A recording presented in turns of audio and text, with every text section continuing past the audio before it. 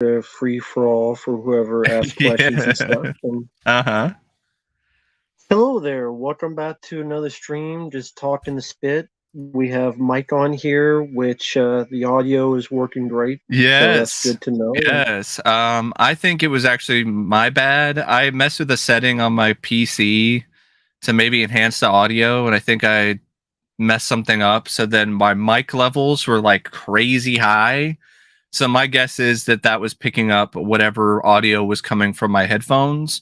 So this time around, like I changed the settings, and I'm wearing a different. I'm wearing earbuds. So hopefully, I won't have any issues. And so far, so good. So let me just say hi to the chat real quick. People like AB James, Peter Freakout, Lord Cosmo, the Libracast, RJ, Preminator, Cole, Dark Metal Spider, Darth Goldust, Samuel, Josh Phoenix. Hey John, Zook, how are you doing, man? Motionless Zombie, Bobby Reynolds, a Tinchy fan. Make sure I didn't miss anybody. DJ Misakano, White Death, hello there. Cool name, White Death. Lucas, hope you're doing well. Another Matt, Jesse, Jonathan. Hello everyone, hope you guys doing okay. Hope everyone's doing all right. Hey there, Paulie. Paulie. Yeah, no echo so far, Lucas, so it's all good. Yeah. Gary, Josh, hello everyone. So speaking of the echo, yeah, Matt, just I heard somebody like was talking about how like there's somebody made a video that tried to make it sound like you were mad at me, which is just ridiculous to me. Like because of the echo thing. It's like I don't know why anybody would interpret it that way. Considering we've known each other for over 10 years. I doubt like an echo would be like something that would strain things so much. it's probably someone who doesn't like me, and then Yeah. you know what's funny? They don't like it, but then they watch like 2.5 hour streams Uh-huh. of you, even though they don't like you. Mm-hmm. Oh, hey Eric, he's the guy that made those short films. Yeah, Eric. You are the one to do one. I'm gonna check out your next film soon enough. I got some of the requests I got on deck first, but that's definitely gonna be something I'm gonna be checking out, and I'm looking forward to it because I really like Serenade. But yeah, we are so mad at each other. We're doing the stream, being friends. All people have to do is look at the facts. That's all it is. I mean. Exactly.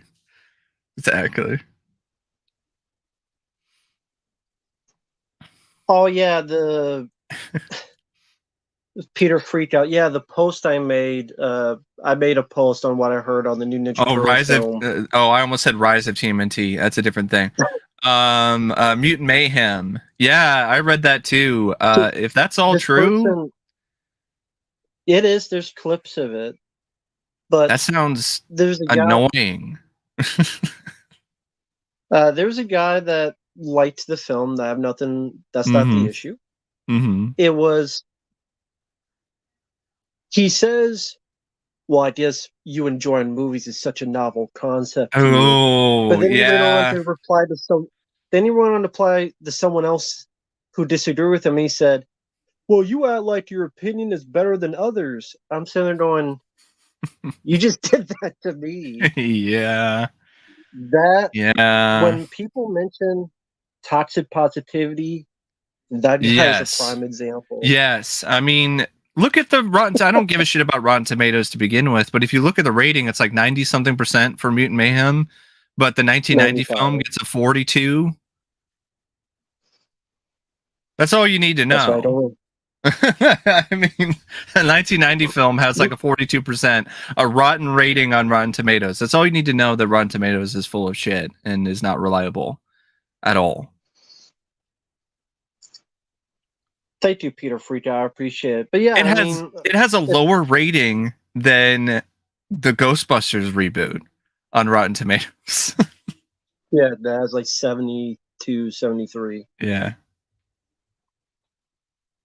To me, it's like, listen, if people want to enjoy a Ninja Turtle film that Donatello sounds like he's 5, Mighty sounds like he's 40, Raphael sounds like he's Nelson from The Simpsons, and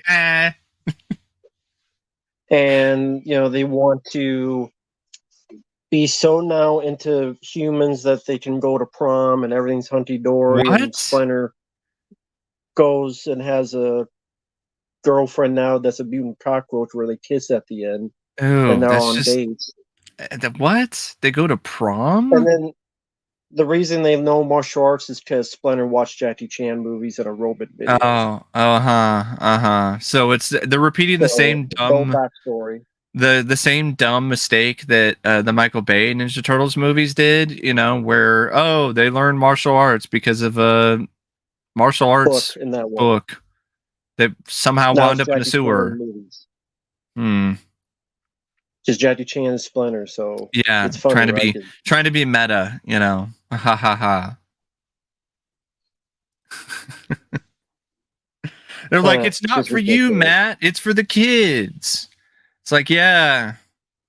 I never really felt the Turtles was just a kid's property, but I guess that's just how it is nowadays. The Turtles are for kids. I don't give a shit about the kids. Fuck the kids.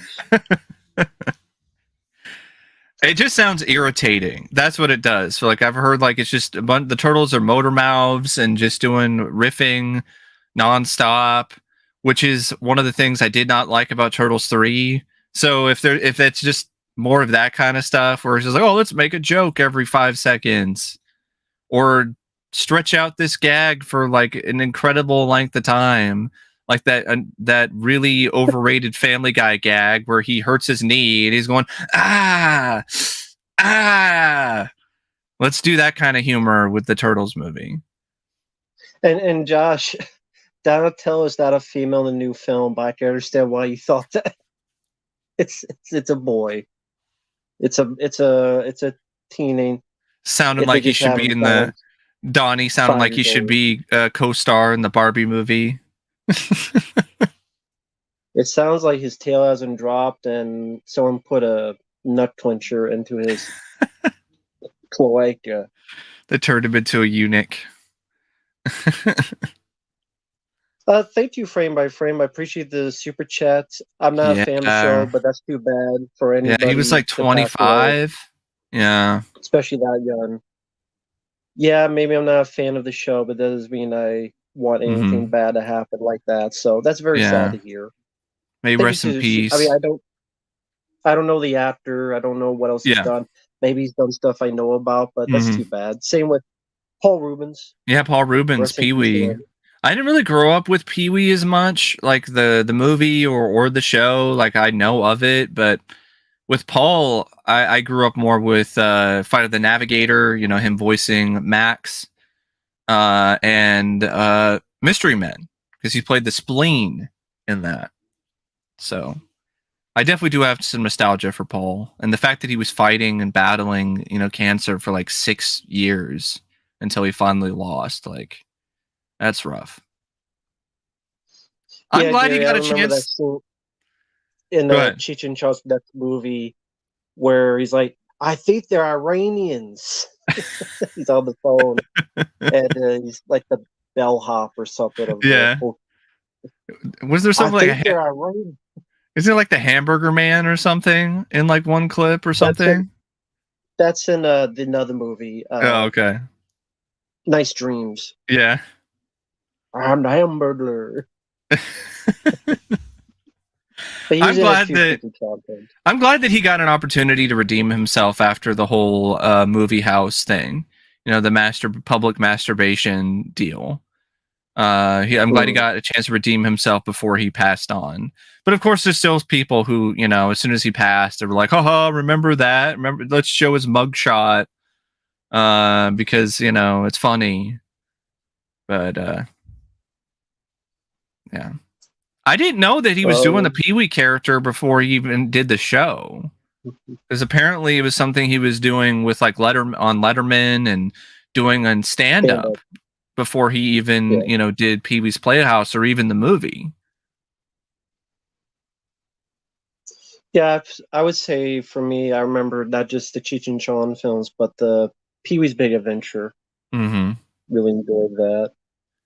I'm a rebel, Dottie. Oh, thank you, Frame by Frame. Seth Rogen with the teen Oh, actors in improv. no wonder. I've No seen, wonder it's a I've seen mess. I've seen the clips. They sound very annoying. They sound like that improv. There's good improv, but it sounds like Yes. more Ghostbusters Like Ghostbusters. 2016 Like the improv. 1984 film Ghostbusters in terms of good improv. Oh yeah, But bad improv, it just, 2016. it just seems like it's a skit that goes on for too long. Yeah, I hate that so And much. It's like that movie Sisters with Tina Fey. Like, oh god. Like that was already like way too long as it is. Like it's 2 hours. And it was just like so many jokes were just drawn out and just stretching it out. And because it's all improvised, I'm a fan of improv, but like in small doses, like when they know when to cut the joke off or when they have a limit, like they have a time limit for the joke. yeah, this just seems like they're ADD, sugar fueled Yeah. annoyances. Yeah. And if they're representation of teenagers, if I'm a teenager, I'd be offended. I would be I offended read if it's something, Matt. represented. There was somebody who said they saw the movie in the theater and they weren't a fan of it, but they were, they were fighting back against the argument that, oh, well, you're an adult, like it's not for you, blah, blah, blah, blah, blah. And they were saying that there was like a kid who was in the audience and like he wanted to walk out of the movie like before the end because he was so bored. He turned to his dad and was like, "Can we like leave? Can we go? I don't want to watch this anymore." It's kind of funny when people say it's just for kids, yet there's Ice Cube referencing an Ice-T song. Mm-hmm. The police at my door, because a lot of kids know that song from Ice-T. Yeah. Oh, this is for you. What does Mike think of the Pest with John Leguizamo? I haven't seen it in forever. I remember watching it late one night on VHS when I was living in Oklahoma City and just being like, what the hell is this movie? But other than that, I don't really remember anything other than the WTF factor of that movie. I did watch like a couple clips of it like a year or two ago, and I'm like, wow, this is definitely a movie that a lot of people would cancel nowadays. There's a lot of shit in that film that people would be triggered by.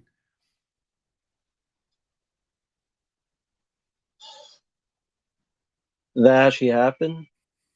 I don't know. It's such an obscure ass movie that I don't like. If somebody tried to cancel it, they'd be like, whatever. It's the Pest with John Leguizamo. Like, who gives a shit? And let me answer this real quick because these YouTube makes these disappear, so I have to add some quick. Sorry, folks.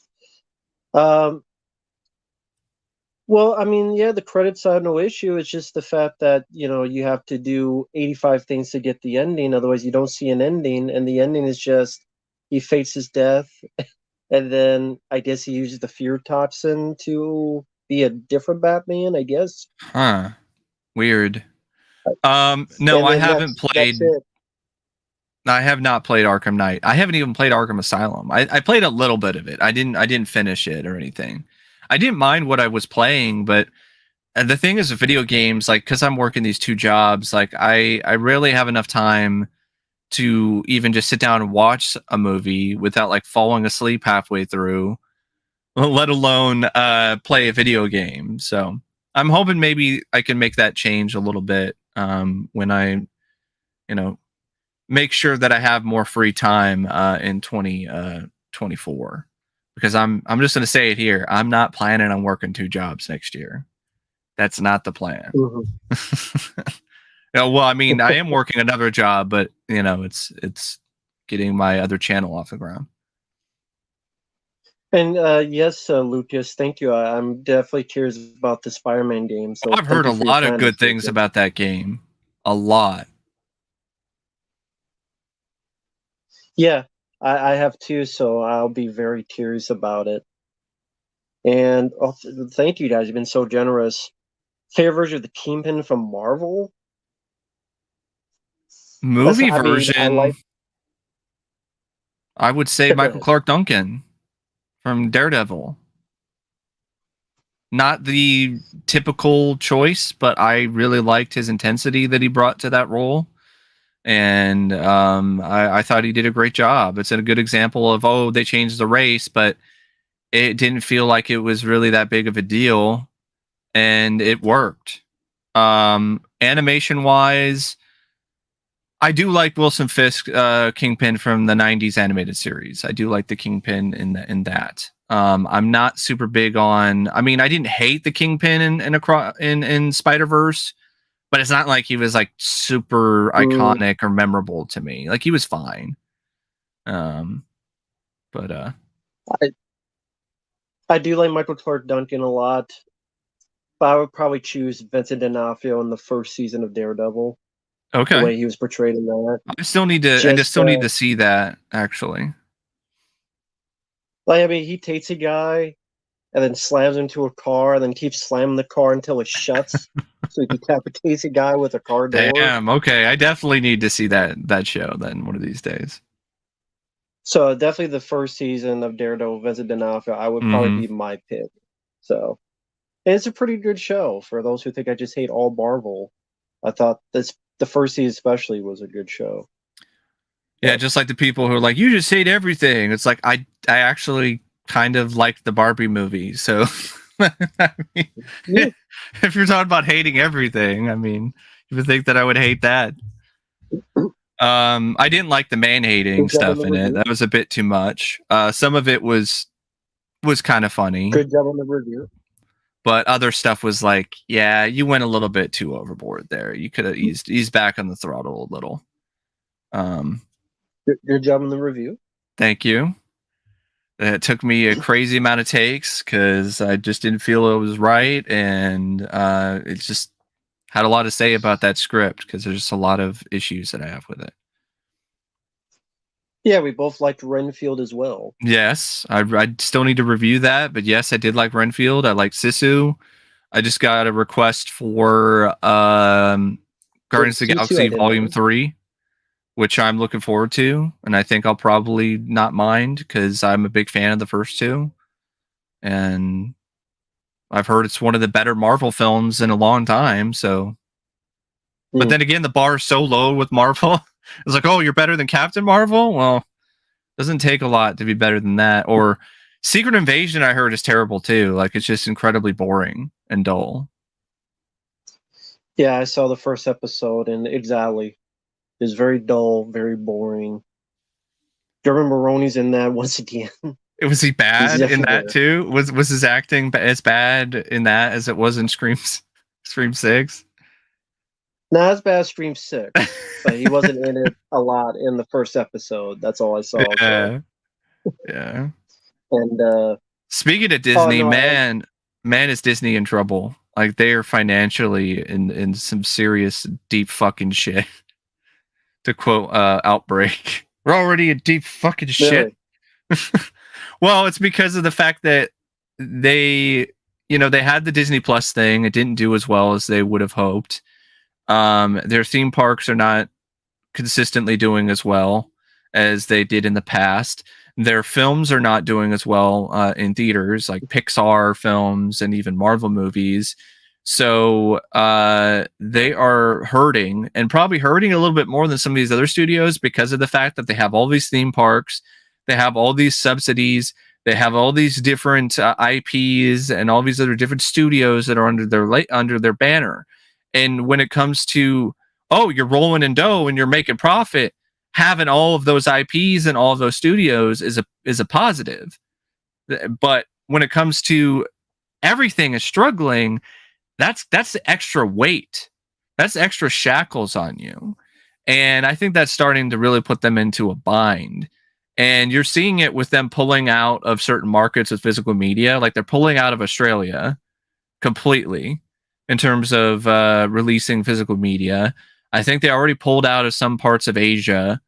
And this is because they're hurting. Like, why else would they be doing that? They're doing it to cut costs.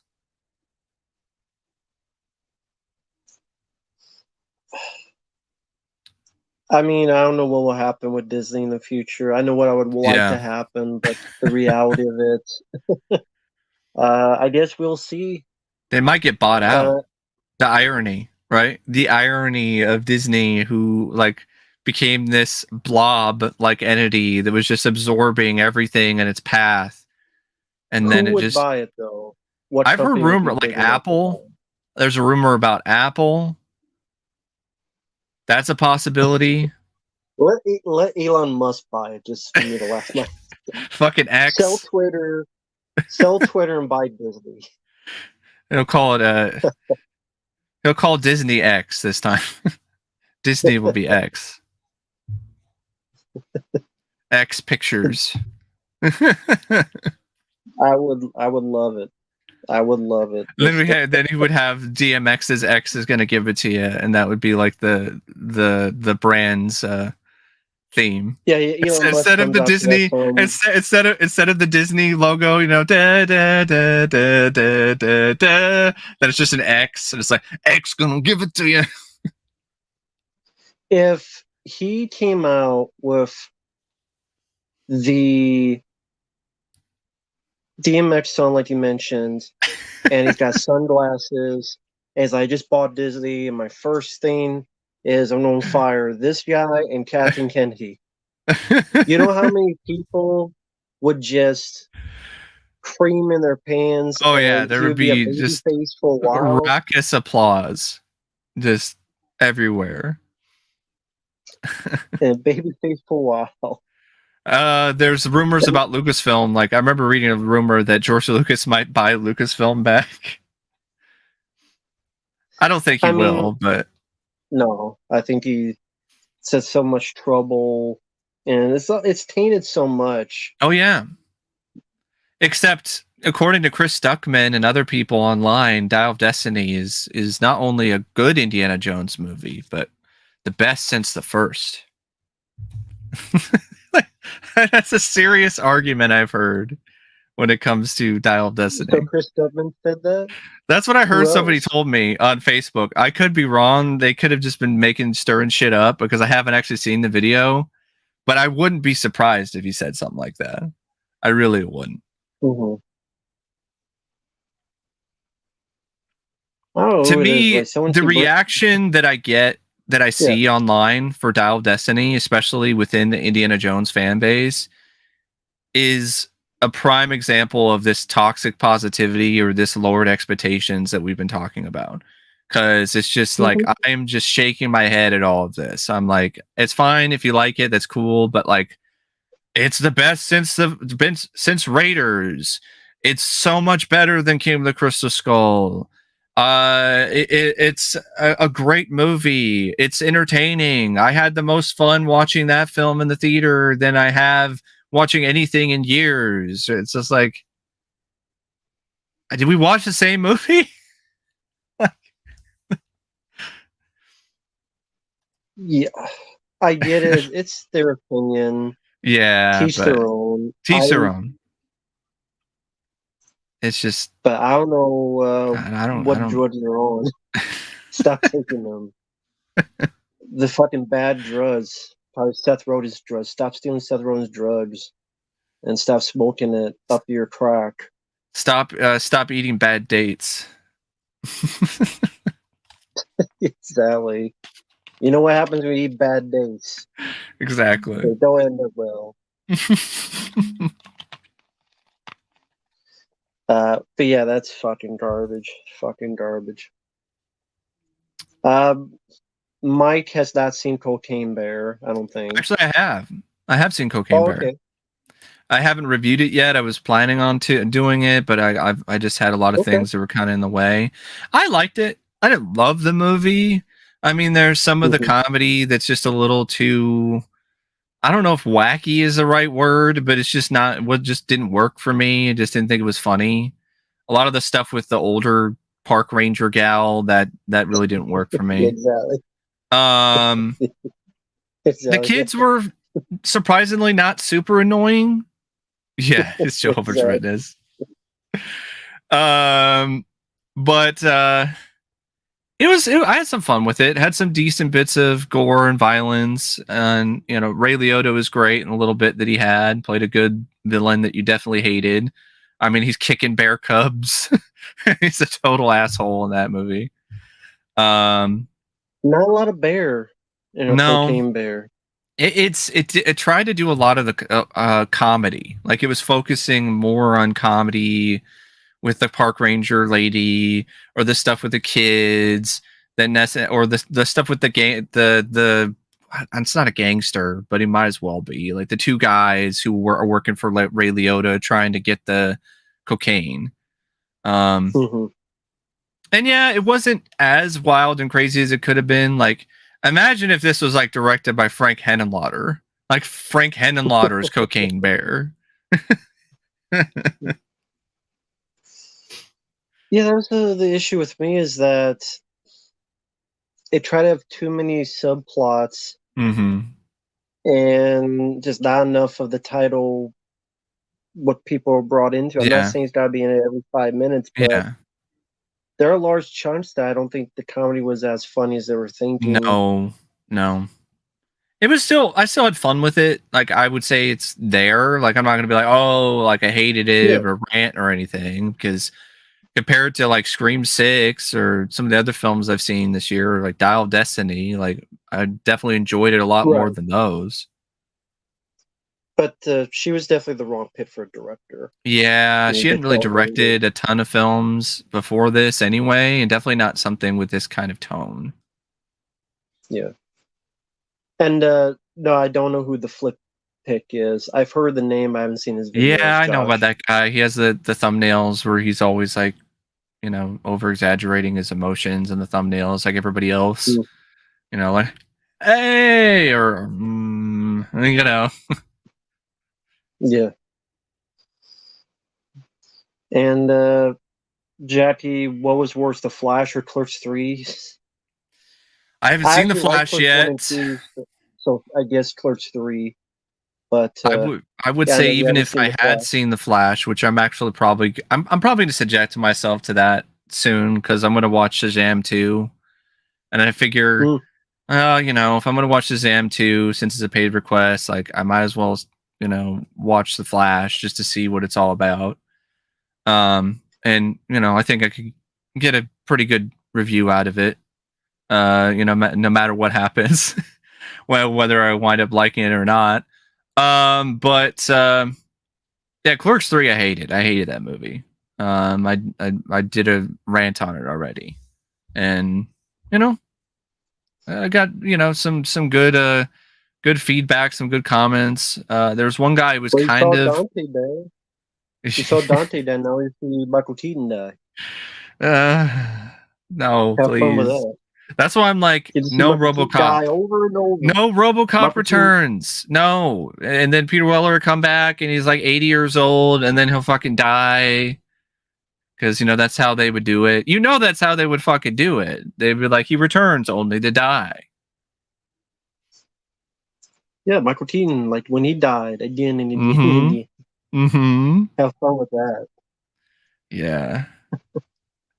But yeah, Clerks 3 was just bad. Just awful. Just a total just complete and utter destruction of a franchise. That's really what Clerks 3 was. I saw someone leave a comment and they were like, oh, well, I think people are misunderstanding and misinterpreting the ending about Dante watching the movie. It's supposed to be him watching his life unfold before his eyes, one last time. And I'm like, if that's the case, that just makes everything completely pointless, because he never saw the movie that Randall made. So what was there just makes the entire subplot, or the entire main plot of Randall making this movie, completely utterly pointless, if that's the case, because you never see it. Well, I just think it's funny if his life unfolds, it's just only what's in the movies. I know. Nothing. I know, right? Before Clerks 3, nothing after, nothing before Clerks 2, nothing before Clerks 1. Is this he a shitty life? So he gave up. He gave up his life. He gave up living. Oh man, That's what happens in the movie. I'm not making it up. I know. He literally gives up living. I know. He gave up. He quit. Just like Kevin Smith should have quit while he was ahead years ago. He should have. And yeah, Clerks 2 is a great movie. That's why it's even more disappointing. Oh yeah, because the way Clerks 2 ends is perfect. That's the perfect way to end just the entire View Askew universe. If you think about it, it's just a perfect bookend. You've got God closing the book. That's it. You didn't really need to. Didn't need to go any further with it. And I love the ending of them building their own, owning the Quickie Mart and, fixing it up. The Quick Stop. My bad. Quickie Mart sepsis. It's just Quick Stop. You know what they were trying to do. They probably were like, oh, the Quickie Mart, Quick Stop. Well, no, Quick Stop is where he worked. Yeah, he's where he works. Yeah. Oh, yeah, the Quick Stop. So, yeah, he has the Quick Stop. Clerks 1. Yeah, just talking about Clerks 3 gets my brain scrambled. But the Quick Stop, and they build up the Quick Stop back up, and they get to live their dream.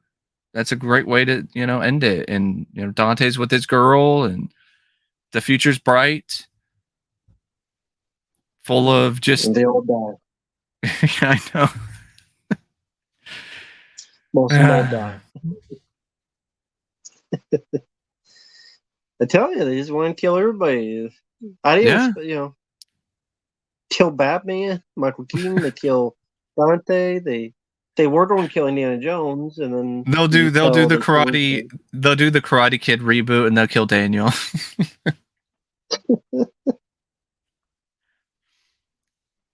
Yeah, probably.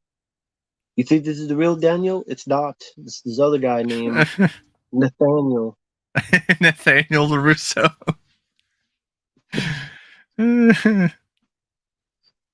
Oh my god. Oh, thank you, Frame by Frame. I hate them. I really hate it. I absolutely despise it. Once again, Donnie looks like a fucking nerd from Revenge of the Nerds. I'm expecting him to laugh like Keith Carradine. Why? He's even got like a fanny pack. Mikey's got the fucking braces. I'm like, what orthodontist is ever gonna do braces on a fucking mutant turtle? I wonder how. I guess he did. I guess Donnie did it because Donnie can do everything. Even orthodontic surgery. Well, he doesn't need to do anymore because now they're going to prom and shit. They're just be part of the CW show. Yeah. That'll be next. Somebody save me. Save my shell. Save my 3-fingered self. But yeah, Raph looks like. Shell me. Please, somebody shell me. Oh, that's great. That'll be coming, man. And then James Vanderbeek will be crying at some fucking point. Basketball Diaries with the Ninja Turtles. Have them fucking be sad about school. But this rip-off kid from... Hey, yeah, that was Robert Carradine and not Keith Carradine. Yeah, Robert Carradine. My bad. I get names mixed up all the time. But yeah, the designs. Like Mike said, I'm not a fan. I mean, I don't like Raph looking like he's going to do the truffle shuffle because that's really. Yeah, that's what I thought. He's going to do the fucking truffle shuffle. I think he's in a post somewhere, like. Yeah, he's chunky. Just the chunky turtle now. Chunky. And what makes that funnier is there was that whole bit in The Golden Child with the turtle. Remember in the opening with the guy with this turtle? Oh, yeah. On the Public Access show? Yeah. So kiss my ass. I'm looking for this kid. It's just fucking sad. It's fucking sad. We got Leo, who's got Leo. Just looks like he is like tripping balls all the time for some reason in all the designs I've seen. With his eyes just like super wide open, like it's just fucking on like the craziest shrooms or fucking acid. like Or maybe he's on Adderall. That's why they're all on Adderall. That's why they're all bouncing off the walls. Just because they're all popping Adderall.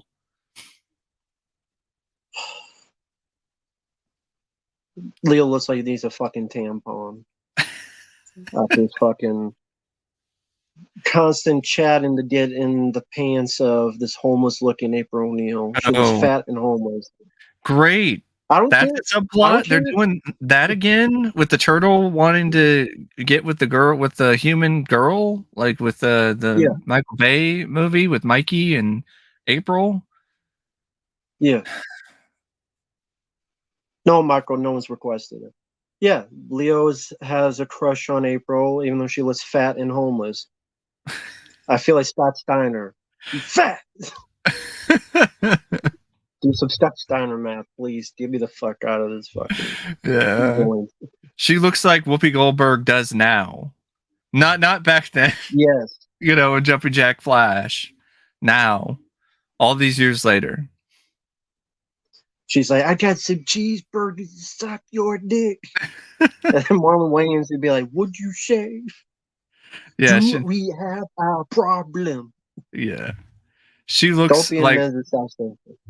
Whoopi looks like, I mean, the April, who, you know, she oh, Whoopi. Yeah. She looks like she's going to, you know, co-host The View. That's what she looks like in the new Turtles. Probably will soon. Thank you, Premier. Thank you. I've only seen the first one. Yeah, I've only seen the first one too. I don't remember much about it other than having some good visuals. I remember more of the Conjuring. It reminded me of Poltergeist with James Wan.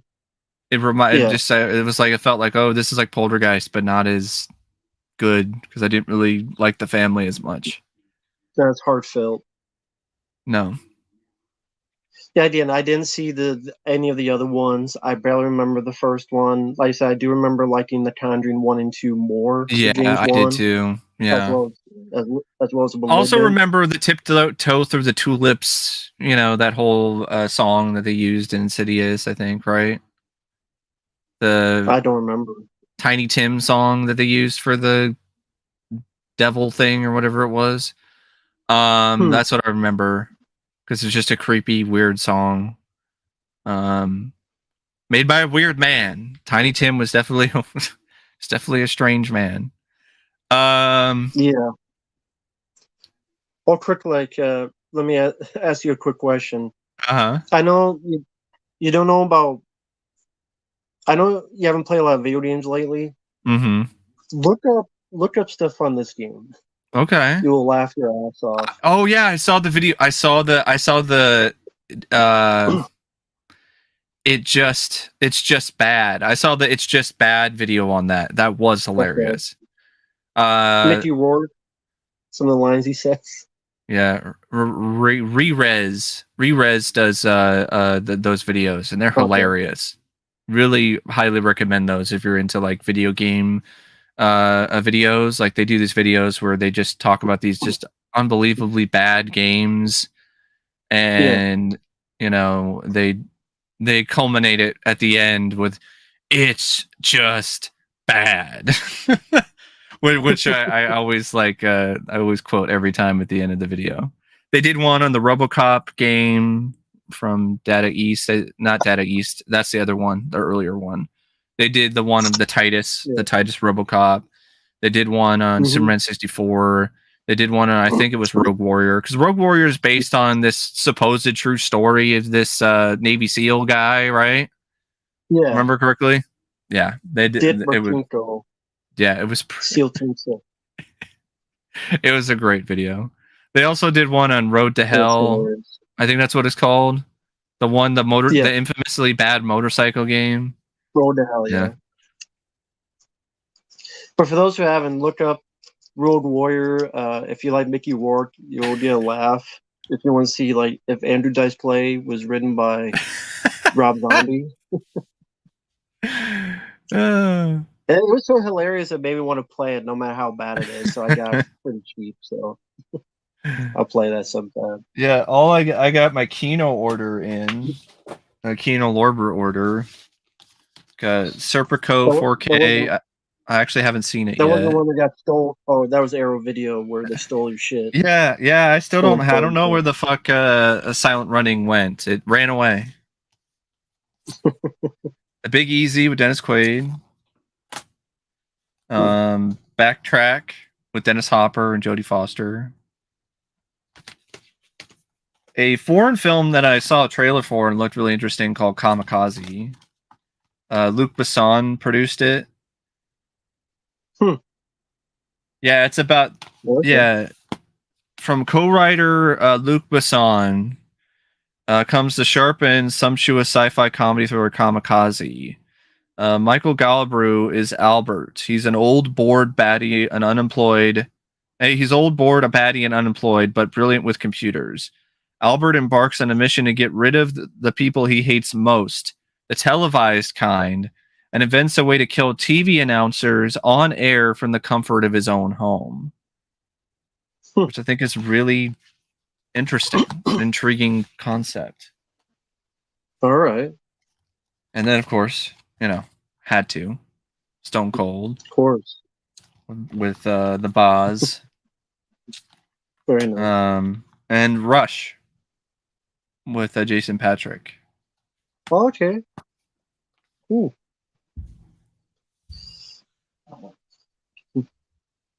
No, John, I don't watch wrestling, so I don't know much about LA Knight. Yeah, I've seen some clips of him, and I'm like, I don't get it. It's like I didn't get it when Zack Ryder went over either. LA Knight is also this guy. It's like that just sounds off. Doesn't that sound like it doesn't sound like a wrestler name to me. LA Knight, like it just sounds like some cop show from the 90s. In White Blight. I don't know. Yeah, I don't know. I don't watch wrestling anymore, so I can't tell you. I heard Vinnie Mac got indicted by the authorities again recently, so there's that. Cool. Yeah, got a subpoena from the FBI. The Forever Night. Yeah, Forever Night with the vampire one. What is this? The spinoff, LA Night? Someone's asking Mike how you feel about the new Robocop game being first person, not third person. Well, I mean, the game from Titus was first person, if I remember correctly. So that's. Do you like it that way? I mean, I think if it's good. I didn't necessarily have a problem with the first person idea with the Titus game. I had a problem with pretty much everything else. I mean, the fact that in order to zoom in, at least on the Xbox, you have to press the one of the joysticks down, and it doesn't really always work because you have to keep pressing the fucking joystick down. So there are times where it's so sensitive that you'll move the joystick, because you're just trying to press it down to zoom in, and then your camera will go fucking off into who knows where, and then you have to readjust that and then zoom the goddamn thing in.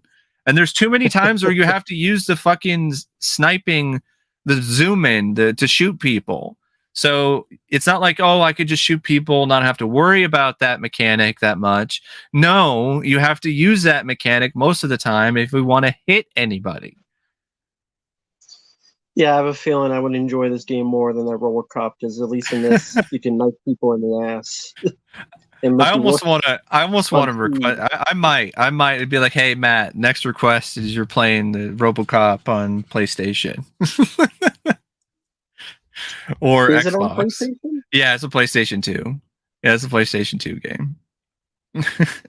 Okay, I'd have to find it to see if it's available. I have the game. I have the emulator, so I know it works on that through PlayStation 2 emulator or whatever. Okay, PC PS whatever the fuck, I forgot what it was called. Okay. But I'm not used to the PlayStation controls. I'm used to the Xbox, so that's a bit of an adjustment. But I've thought about doing that too, just to use the emulator and just fucking suffer through the game with the. Oh yeah.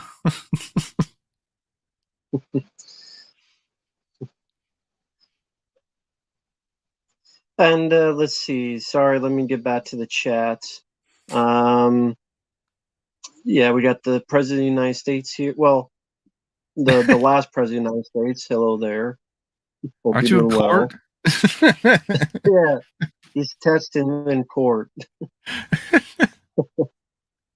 I've never played Dark Souls or Bloodborne, Elden Ring. I You played Dark too? Souls once. I'll just admit it. I'm not a good video gamer. I'm not a good Neither am I. gamer, and that game is brutal, like insanely brutal in terms of difficulty for beginners. So I hated it. But they're like, that's the point, and I'm like, well, then I'm not going to play it. I'll play something else because that's not fun to me. It's not fun. Yeah, I haven't played them, so I can't say anything about it. Mute Witness, I haven't seen. I saw it. I think I still You saw the saw it? review up. I thought it was okay. I was honestly kind of disappointed by it because of all the hype, at least all the praise I was seeing for it. I mean, it was listed as one of the most unheralded horror films in Fangoria's book, the 100 most unheralded horror films.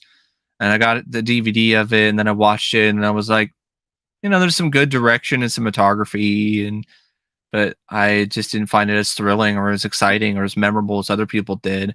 I thought a better thriller that dealt with somebody with a disability was Hear No Evil, which didn't get nearly as much critical acclaim with Marley Matlin. Yeah. Well, again, there you go. It's getting a Blu-ray, if I remember correctly. I think it's getting a Blu-ray from somebody or a 4K. Which I like 4K a lot, but I'm getting tired of like, oh, well, everything's in 4K now. And I'm like, not every film really benefits that much from it. I mean, fucking Flesh Eater? Does Flesh Eater really need to be in 4K? No. No, it doesn't. No. The thing is, Vinegar Syndrome knows their audience and knows the consumer base, and they know that they'll pay for it anyway. So they're like, oh, well, that we can then justify the higher price tag that we're selling it for, because it's in 4K now instead of just regular Blu-ray. Mm. Well, Josh, I don't have GTA 5.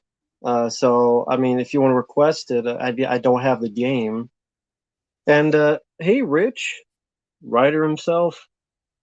I mean, that'd be up to you, Rich, whenever you'd want to do that. Yeah. I mean, I wouldn't mind someone. I don't know. Do you want to hear someone talk about the movie, Mike? I mean, that's fine. I mean, if you want him to join in, I mean, that's up to you. I know. He knows about writing, so he knows his shit. He's definitely a screenwriter. Well, I saw his review. Yeah. He has a review of Frame by Frame. Mm-hmm. Very spoiler, very, very spoiler heavy. Like, I don't, oh, no spoilers. Like, nah, I can't talk about it in depth without spoiling things. So again, he has a review. He did a good job with it, and it uploaded not too long ago. Yeah, I think that's the last video. Yeah, well, last video update. Yeah, those are the last two videos. I mean, I think you would at least get some fun with Ryan Gosling, but I think there'd be other stuff about it that would Ryan definitely Gosling. not be for you, and that's fine. Yeah, I'm a Ryan Gosling fan. Mm. He's great. Yeah, very cool. And thank you, Preminator. I still need to see it. I mean, one of my favorites, sure. I'll think of like all the ones he directed. He did Iron Man. Iron Man 2, is way up there for me. Yeah, Cythera. I've liked a lot of stuff he's directed, so Yeah, Cowboys and Aliens, I really enjoyed. I thought it was a bit underrated. Getting a I like 4K that. from Kino Lorber later, Oh, cool. supposedly. I like that it was a sci-fi film, but it really felt like a good down and dirty Western as well. And I thought he really captured that look and essence. He had Daniel Craig and Harrison Ford together, and some good supporting actors like Sam Rockwell. The effects, for the most part, was pretty good, and it was cool to see that interplay between the two. And again, Daniel Craig, Harrison Ford worked well, and yeah, James Bond, and Harrison Ford in the same movie, Yeah. and the action was well done. And yeah, I never understood why people hated the movie. I never understood it. No, I never read the source material. I don't care, but I mean, I never read the source material, but yeah, I really enjoyed it. I thought it was a pleasant surprise. So I don't get what was so bad about it. I really don't. I really don't.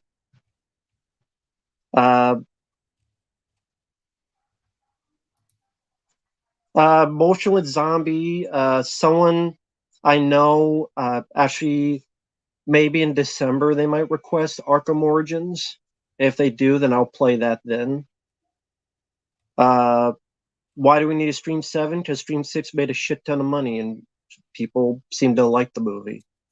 So that's why we're Yeah. getting a It's Stream got a 7. different director now. Radio Silence, the duo that did the last two, they're not going to be directing it apparently. It's going to be the guy who did Freaky and Happy Death Day.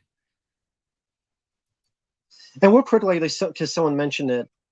Yeah, there was a user named Total Meltdown 2.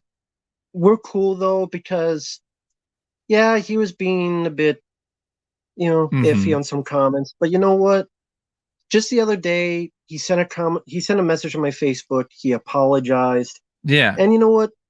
When you're man enough to do that, it's all good with me. Yeah. I He feel the same apologized. He way. said he was sorry. It's all Yeah. good. That's why I deleted the post. I deleted Yeah. the stuff. It's like, you know what? That's cool, man. Yeah. I mean, There's some. not everybody does that. Yeah. Not You know that, everybody right? goes there. So that was really There are cool. certain people though where, like, you've dealt with that before, where you just get to a breaking point with certain, posters where you're just like, this one guy was just making everything political, and I was just like, I'm fucking done. I was just fucking done with it. Like, he was making everything political, then he was like calling me out personally and doing all this, and when that happens, like, I'm sorry, like, I have a breaking point. I'm only human. Yeah. If it's somebody I'm somewhat close with and I'm connected with on social media, that's another thing. But if it's just some random guy who posts like every now and then, and it's just everything he posts is just unbelievably negative, and then is always trying to call me out, like, nah. Was this on Facebook or YouTube? It was on Sorry. YouTube. It was on YouTube. They were just comments just digging at you, Kind of. Yeah. And making Yeah. things very hyper, super political, and I get you. a lot of it just came to a head on the strike video that I did on the Hollywood strike, and I'm no. Yeah, I have my limit, and I have a lot. Everybody has a line. The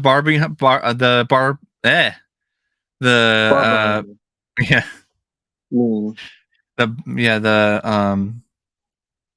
Barbenheimer, I think, is what they've been calling it. It's harmless fun. I don't really, it doesn't really bother me that much. I mean, I'm not online at the places that showcase it. So, by Facebook, I only just look at what's on my Facebook. Yeah. I'm like never on Twitter. Yeah, I'm not on Twitter. I'm never on the other stuff. Instagram. So TikTok. I didn't know what the hell it was until people started explaining to me. I'm like, what the hell is going on here? Was it Barbenheimer? Yeah. Rich, if you want to send me the link on send me a message on Facebook, Rich, if you could.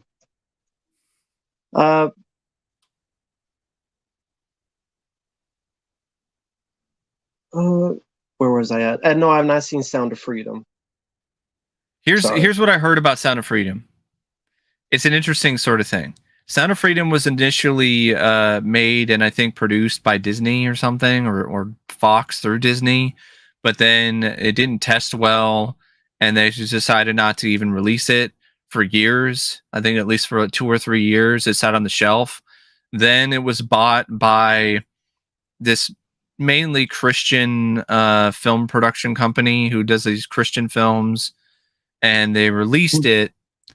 And here's what this is what makes it really intriguing, is that I read things that they gave away tickets, they did certain sort of shady things in order to inflate ticket sales, and then on top of that, they also drummed up this fake controversy to rile up the right-wing base, specifically that it was some kind of film that was banned by leftists, and it's so controversial that the left doesn't want you to see it, and so on and so forth. Well, and I've seen some people do that, like Grace Randolph, where they literally said those same things. So I have seen that happen. Yeah. But even she's like, her point of view is a little exaggerated, definitely, for sure. And the people behind Sound of Freedom also kind of ran with that. And hey, do what you got to do in order to get people to see the movie. I guess that's how it is nowadays. Yeah, controversy, and whether it's based in reality or not, gets views and gets butts and seats. It just looks it looks dull to me. It doesn't really look like that interesting or that exciting of a film. I'll just watch Trade again, which is a sex trafficking film. I think Kevin Kline is the star of that one, I think. Okay. Or The Flock. Wasn't that also a sex trafficking kind of thing? The one with Richard Gere? Yeah, a little bit of that, which I didn't mind that film. Yeah, I didn't mind that film. That's one that's really obscure. Like, barely nobody talks about that movie nowadays. No. Or at all, really. But yeah, I don't know anything about that. I'm kind of in the dark with all that. Yeah. So. I know you're aware of some upcoming releases, though, like Shout Factory's or Shout Studios. My bad, sorry. Alf, their Alf set. Did you get one already, or are you waiting? Because I know that it was below 120 something. Yeah, I saw your video. I saw your video, and then I ordered it, and then I don't like that they take the money right away. I wish it was like Amazon, I know. It is what it is, and yeah, I did get it, because I don't know. I didn't know it was limited, or I don't know if it does. Then they're done for a while until they get more stock. I don't know. Yeah, I tried to ask, and they didn't answer. So okay. Speaking of stuff like that, I did hear news about RoboDoc. So RoboDoc is actually, I guess, finally going to get a release in some form later this year. It's going to stream on Screambox in September or August. The first episode is going to stream in August, and it's going to stream for September. They're splitting it up into seasons. So season 1 is about the first movie. Season 2 is about the second film. Season 3 is about the third and the series. I remember reading things that they also did stuff with the comics and video games and all of that. And I'm like, well, what happened to all of that? I know there's actual evidence that they interviewed people involved with that stuff. So, or the cartoons and stuff like that. And I thought that's what they were also going to do. And so I didn't hear anything about that. So it's going to be on streaming, but what about the physical release? So here's what I've heard about the physical release. It's pretty vague, but what I heard is that the backers, at least, they're going to get a physical copy that has all the seasons or all the parts or whatever. But I've yet to really hear from the RoboDoc creators on social media or any sort of real capacity about it being released physically all in one set. And that's making me wonder, like, is this going to be something where they release it all in seasons and charge like $25 per season? Because that would be bullshit to me, because I've never seen that happen before from any of these kind of documentaries. I mean, Never Sleep Again, Crystal Lake Memories, they were all released in one. Well, no, I never set. saw a documentary be released in seasons. I know. Like that, of a movie. I know. Season 1 about the first movie. But hey there, Richard. Can you hear us all right? Hey there.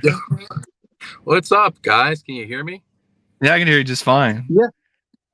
I got like the worst angle. It's like God is right behind me there. Sorry. I got the sun staring right in the lens. How you guys doing? Doing all right. Doing pretty good. It's crazy to talk to you, Matt. What's that? They can't complain. Very good. How you doing? I'm good, man. Well, no, I'm not good. I just saw Mutant Mayhem. Matt, I've been following you since like 2008, 9, and so this is the first time I'm ever actually speaking to you. But on my drive home with my 5-year-old from seeing Mutant Mayhem, I was like, "There's only one guy I got to talk to about this, and it's you." So I hope I'm not intruding. I know you guys were streaming, and I only have a few minutes anyway, but not at all. Not at all. Be my guest. Unleash anything, say anything. Spoilers, unspoilers. Light the tires, light the fires. Say anything you want. Well, it was like, listen, I knew it wasn't going to be good, and I knew it wasn't made for us. I don't know how old you are, Matt. I think you guys are both around my age, but it wasn't made for the late 30-year-old. I'm 40. I'm too old. I'm not too far behind you. 40. But I knew 34. It wasn't made for, oh, see, you're a youngin. You're a kid. But it wasn't made for us. It was clearly made for like my daughter's 5. It looked like it was made for like the 5 to 10-year-olds. But my daughter was so bored the whole movie. And at one point, there was a boy, like a 7-year-old behind us. And, you know, he's a boy, so he's probably into Ninja Turtles more than my daughter. And he's a little bit older. I swear to you, halfway through the climax, which, by the way, this movie has like 7 endings. It just won't end. It keeps going. And in the middle of the climax, the big battle at the end, the boy leaned to his dad and said, "Can we go?" He wanted out. The little kid was like, "Get me the hell out of here." The fact that it didn't appeal to who it was supposed to appeal to, at least theater I was in, maybe me, my daughter, and that kid behind us were the only ones who hated it. And according to Rotten Tomatoes, it seems like we're the only ones who did hate it. But it didn't even appeal to who it was trying to appeal to. And of course, I hated it too. Yeah. So, for those who don't know, you're a writer. You've written movies that have come to be made. As a writer, because I haven't seen the film, what is it that they did wrong? Because I've heard and I've seen clips of how they just completely wipe out the origin. They just learn from Jackie Chan movies. And was it aerobics? They copy the same mistakes from the Michael Bay movies in terms of the script. That's kind of what I'm hearing in terms of like some of the same attempts at gags or just subplots with characters, like Leo having the hots for April, just like Mikey had the hots for April in the Michael Bay movie, which I found really puzzling that they actually copied notes from that movie. Yeah. Well, and first off, we all collectively owe Michael Bay an apology for saying he made the worst Ninja Turtles, because this is so much worse. Ooh. But like, I don't get why, like, ever since the Michael Bay movies, even in the cartoons, which I don't watch, Raph has like the full bandana that's like, you know, covers like his head, not just the eyes, and the chipped tooth, and Donnie has glasses, and the Ray stance. I hate that so much. I don't get, that was never a thing before, so I don't get why it's a thing now. Yeah, they completely redid the origin, which It's because Donnie's a nerd. That's why. Oh yeah. You need to know that he's a nerd, so he's got to wear nerdy glasses and have a He fanny has to pack wear and spectacles. Yeah, he can't just be smart. Yeah, no, I don't. The origin being redone, that in itself isn't a problem to me, because I just rewatched for the first time in probably 30 years the old Mario from when I was a kid. Oh, the Bob the Hoskins 1993 film. I Yeah, like that film. Well, hold on. Sue me. Like in 1993, all I remember hearing is it's the worst movie ever made, and the kids hated it. But I rewatched it recently because my daughter's obsessed with Mario because of the new movie, and that movie is not a really accurate depiction of the source material either. But it's good. Like they did something different. Like I love how the Mushroom Kingdom has mushrooms and toads, and it's all cute and innocent. But then in the live action Mario movie, it's fungus and everything's slimy and gross. Fungus is a mushroom. So it was just like it was a very unique take on the source material. So if they would have done that in this new Turtles movie and made a unique take that was good, I'd have no problem with it. But it was really, it was like stupid. The comparison I gave is like back in the day when like Mad Magazine would do a parody of like Mad Max or Ninja Turtle. This movie felt like the Mad Magazine parody version of the Turtles, but played totally straight.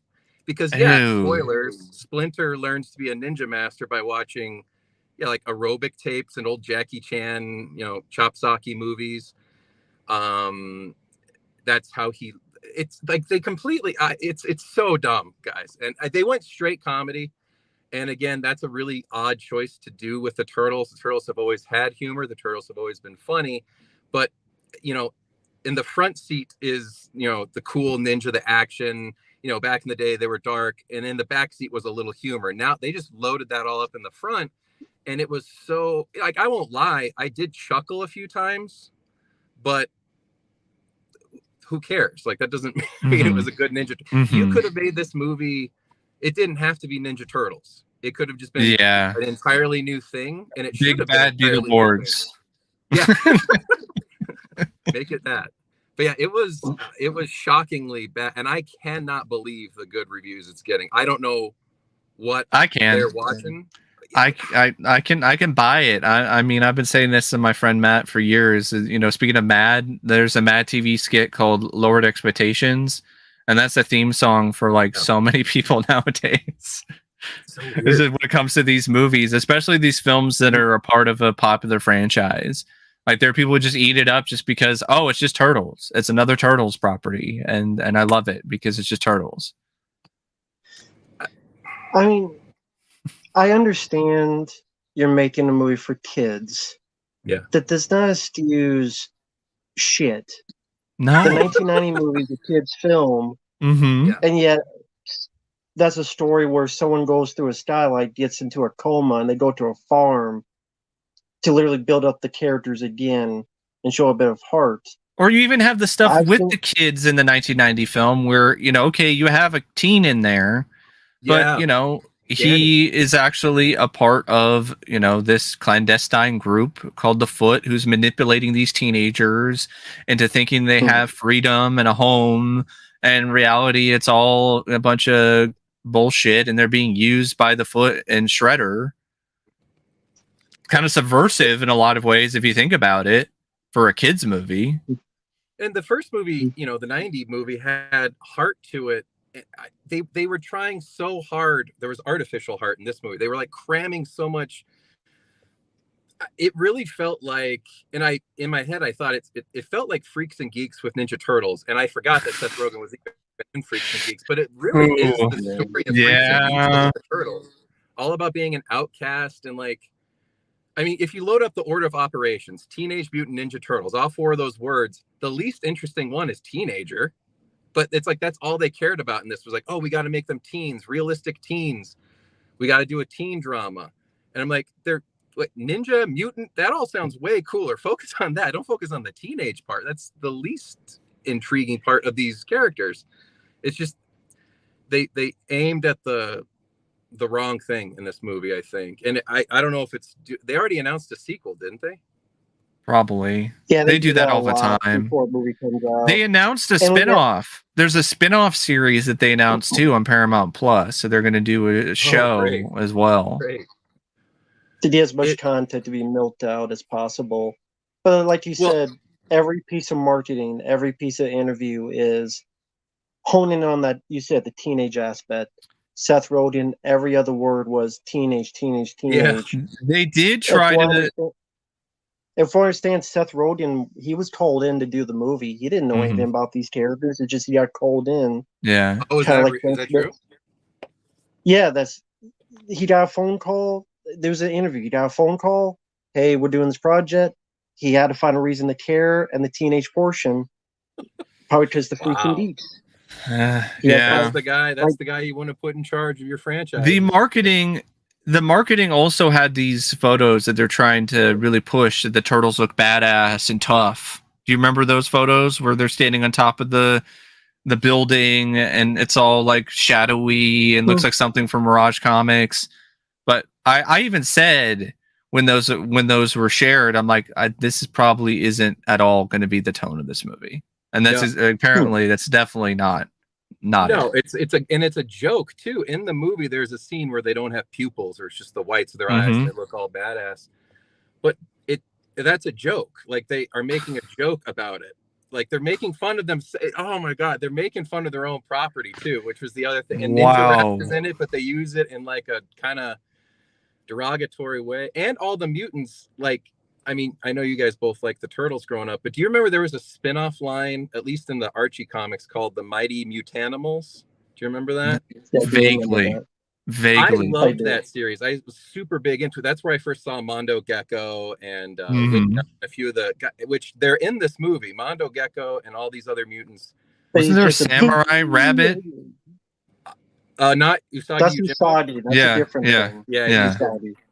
But yeah, the Mondo I saw that he just said Mondo Getter just Mondo Getter Paul Rudd and like Paul Rudd's the voice, but it doesn't matter. Like you could have had anyone do these voices, and also like they don't do anything. Any of these other mutants, they're completely non-consequential to the story or the outcome or the conflict or anything. They have nothing. It's literally like we just got to throw in more toys that we can sell. We got to throw in more celebrities. It's like the Barbie movie with all the other actors and actresses playing these other Barbies, but they don't really have any consequence or really a big part of the plot. It's just like, oh hey, here's this celebrity who's now in the cast because I haven't seen the Barbie movie. But I'm not for nowadays. That's a political statement to say you haven't seen the Barbie movie. I just haven't seen the damn movie. But yeah, how about the dialogue of the characters, the turtles? It seemed like very. Go ahead. They were all whiny. They were all. If you were to write down the dialogue of Leo and then all the dialogue of Mikey, Raph, and Don, I guarantee you, Mikey, Raph, and Don, you wouldn't be able to tell who's who. There's no personality. Raph says a couple things about having anger problems, but other than that, like there is no character to any of the turtles, to me at least, except Leo. But with Leo, they focus so much on him having a crush on April and him wanting to be a good leader. And it's like the reverse argument of why you hated the 07 movie, Matt, or at least Leo in the 07 movie. It's the reverse of that. So you're gonna. He's not a dick this time. He's just annoying. Okay. A whiny little baby. Yeah. He just wants to use his dick. He's not a dick. He just needs to use his dick for April, the homeless. I'm sorry. She looks like a homeless person. And has anyone told you about the puke thing? No. There's a puke thing? There's a puke thing and a milking thing. Have you heard of the milking? I heard about the milking thing. Well, good. No. I'll let you see the milking for yourself. It's great. God. Unless it's done to me, I don't care. So what? They're being milked? That is like I said, I will be fair and say I did laugh a few times, and it all revolved around the milking, which. It's like a throwaway gag. You can tell it's one of those gags that had like a punch-up writer come in and throw in. And I won't lie, it made me laugh.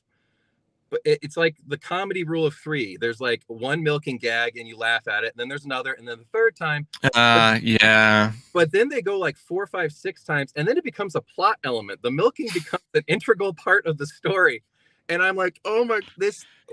They literally milked it. They did. And they talk about how the turtles don't have nipple. It's so, dude, it's absolutely the weirdest thing. But the puking thing, there's a character arc in this movie. Are spoilers okay? Are people I can't see the chat. Are people going to get mad at me? You know what? I care, and I say go ahead. Please do. For those out there, be prepared for spoilers. 3, 2, 1, go for it. There's a big... April pukes in the movie, and that becomes a big character moment for her, that she wants to become a reporter and not puke on camera. And then at the end, she gets her triumphant moment to become a reporter and report the true story of what's going on with the turtles, because everyone thinks they're monsters. And like that in itself is a totally lame, awful payoff, but it's at least a payoff. And I'm like, okay, it's a character moment. But then she pukes. So it's like they put a joke at the end of like they had a kernel of a genuine character moment, and then she just pukes everywhere.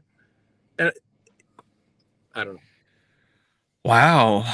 Vomiting and milking is what you'll walk away from this movie. Not mutagen, not any cool action. Milking and vomiting. Half expecting to hear commentary by Wayne and Garth. They'd be like, chew it back, man, chew it back.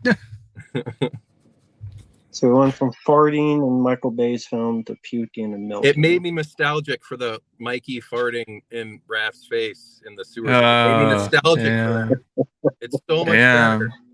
It sounds like it's as annoying as, speaking of Raph, it's like it's as annoying as Mikey crunching in Raph's ear, like for like an hour and a half straight. I can't wait till the sequel where there's pissing. They'll piss down their shell pants. It's just everyone's gonna shit their pants in that movie. Yeah, it'll be turtle. Yeah, everybody shitting their pants. They'll be making references to turtling. Yeah, exactly. I can already tell this just ain't going to be a movie for me. And I know people say, "Well, you're an old fuck. Who cares?" Well, I care because I like. Well, think about it this way: if the Turtles movie came out in 1990 and it was written and directed by John Hughes, do you really think that would be a good fit for the Turtles? No. Well, John Hughes is actually a good director. Not Seth. I know. I know Seth Rogen didn't direct it, but I'm just thinking in terms of tone. In Santa Inc., he didn't work in Sausage Party. A hot dog and a bun had sex. Get the joke. There's 90 minutes of it.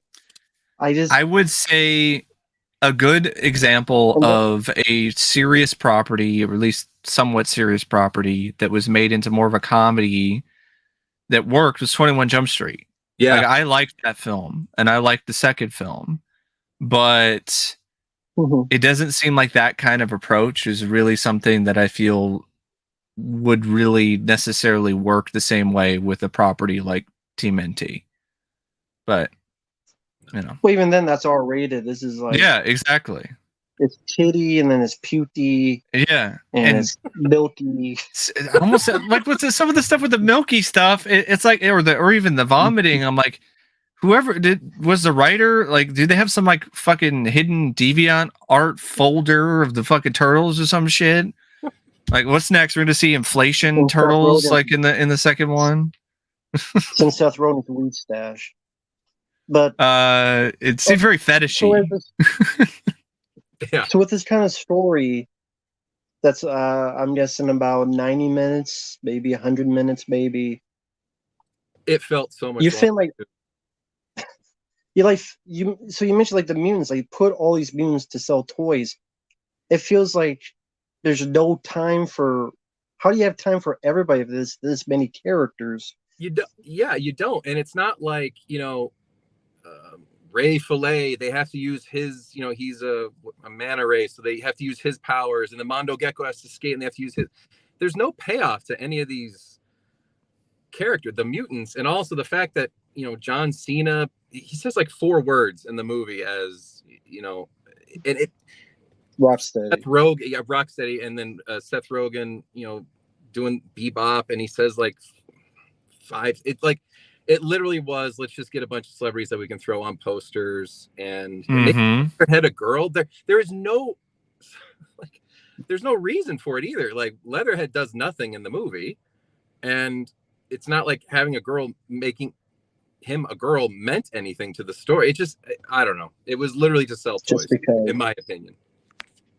Name recognition, and to sell more merchandise probably. And I'm sure you go in Walmart or whatever, there's probably Leatherhead action. They'll be clearanced more than likely. Yeah. Like so many toys are nowadays and wind up in clearance. Sure. And again, I get that this is meant for kids, but there's a lot of kid entertainment, whether it be WALL-E, Zootopia, a bunch of other films. It's crazy that we live in a day and age where the Barbie movie does more in terms of like trying to be subversive or interesting or kind of daring in terms of the writing than a Ninja Turtles film. Total, yeah. No, and there's tons. I mean, that Mario movie. Did either you guys? I'm sure. Yeah, I saw that one too. Yeah, I like the '93 film more, but I'm just crazy like that. But no, and I thought it was fun. It was totally. It was good. I would say it was good. Yeah. I agree. I liked it. I don't know why Turtles. That didn't have a lot of milking in it. I think that's missing. No one milked Mario. Princess. Yeah. The princess wasn't milked. Yeah, there's not. Maybe Bowser will do that with his Peaches song. That's one. So, I need to milk you, Peaches, Peaches, Peaches, Peaches, milk. maybe if Peaches gets milked, Peaches will come out. It'll taste like Peaches. Maybe if Princess gets milked, it'll taste like Peaches. It'll be a peach shake, shaking that stirred or some shit. I don't know. But don't give him any ideas, apparently, because I didn't know we'd have I shouldn't know. Seth Rogen probably was high on his own supply and said, hey, guys, let's have a milk each other. Like I said, the first time that element is brought up as a joke, I kind of chuckled, and it was a funny, but I was like, oh, throwaway joke. But then it became, like I said, a plot element. And I mean, eventually, I'm sure you both will see this, and you will love it as much as I did, I'm sure. They overdo stuff a lot, I've noticed, in terms of like gags. They just overdo it, or just overdo the plot elements. I mean, Indiana Jones and the Dial of Destiny with the lines of dialogue where Indy's being put down and belittled by his goddaughter and stuff like that. And I'm just wondering, like, is that really something that people want nowadays? They want things to be done to death and just overplayed? Or is it just an excuse for screenwriters to be lazy and not really put, as much of an effort into coming up with a new gag or coming up with a new, plot point or something like that? I think it's that. It's quick to run something into the ground, repeating or the same joke. And I mean, this and the animation. Sorry, not to keep this going. No, go ahead. You have to go. I don't want to keep you guys. I'm going to hop off. No problem. But the animation style, I don't get it. I do not. I know the Spider-Verse thing exists. I haven't seen them. I don't care to see them. I'd recommend the first one. It would surprise me. I hadn't seen it I didn't even bother watching it for years, and then I saw it and really liked it. That was actually a good film. That's a kid's film that was actually a good film. The one I saw, the first one. But go ahead. The style, does it detract from that? Because to me, the animation of the Turtles movie totally took away. It was so distracting. Like if you were to take a single frame of this movie and just look at the frame, the single shot, you'd be like, oh, it looks beautiful. If it was a comic book, a single frame, you'd be fine. But as a movie, the visuals were so distracting and ugly. And it's all choppy. I don't know. It looked like clay animation and it's very sketchy. So I don't know, what is this called? Is this a new thing that I'm unaware of, or is it just the ripping off Spider-Verse? Ripping off Spider-Verse. Okay. Their explanation was, we want to make it look like how kids sketch. That was their explanation. Oh, so it'd be like the end credits. The whole movie is like the end credits of Shazam. I guess I've watched that again. I don't remember recently. The movie, so yeah, the end credits of Shazam had like this kid's notebook, and like the art was coming to life and whatever. Yeah. 2 questions before you head off. At least. Sure. Was the dialogue? It felt very ad-libby. I know they ad-libbed a lot, but I felt like they just kind of went on and on and on with ad-lib. Yeah, go ahead. In parts, in some parts, no, but there are a couple of moments where it felt like a Judd Apatow movie where they just left it rolling. But that's such a weird thing in animation because, you know, in a Judd Apatow movie, you just leave the camera rolling. You might get, you know, an extra 30 seconds of comedy gold at the end of your scene. Even though the scene's ending, they keep going. But in animation, you know, how many hundreds of hours do they have to spend animating them just babbling on at the end? You know, because there is, it felt very improv in a few moments, and it just didn't work. And it wasn't funny. Sure. And then by the end, they get to go to prom, and Splinter's kissing bugs, cockroach mutant bugs. I thought it was Bugs Bunny for a second. Different bug. So, like, you know how sometimes in movies there'll be a gross out moment where the whole theater goes, "Ugh," but like they're enjoying it even though they're grossed out. Spoilers. I'm sorry. Like the scene in the Goonies where Chunk is talking about everybody throwing up on everybody in the movie theater. This movie like ends on a gross out moment, and the whole theater went, "Ugh," but no one enjoyed it. It was actually like disgusting. It's Splinter and his new girlfriend at the end of the movie. There's where they embrace, and it's just gross, and it's not funny. It was like creepy and awkward. You're right. It may be some fetish level stuff because it was like awkward. It's weird and gross, and fan fiction. Turtles fan fiction. That's what it was. Yeah. Well, I understand. I can be fine with doing some different stuff. I could be fine with. I like the nice Super Mario Brothers movie. Mm-hmm. I could be fine with doing your own thing, but when you take away from what makes the Turtles the primary, like, regardless if kids are serious, what was part of them was that they were outcasts. And that's kind of the tragedy of it all, is that no matter what, they can never be part of that world.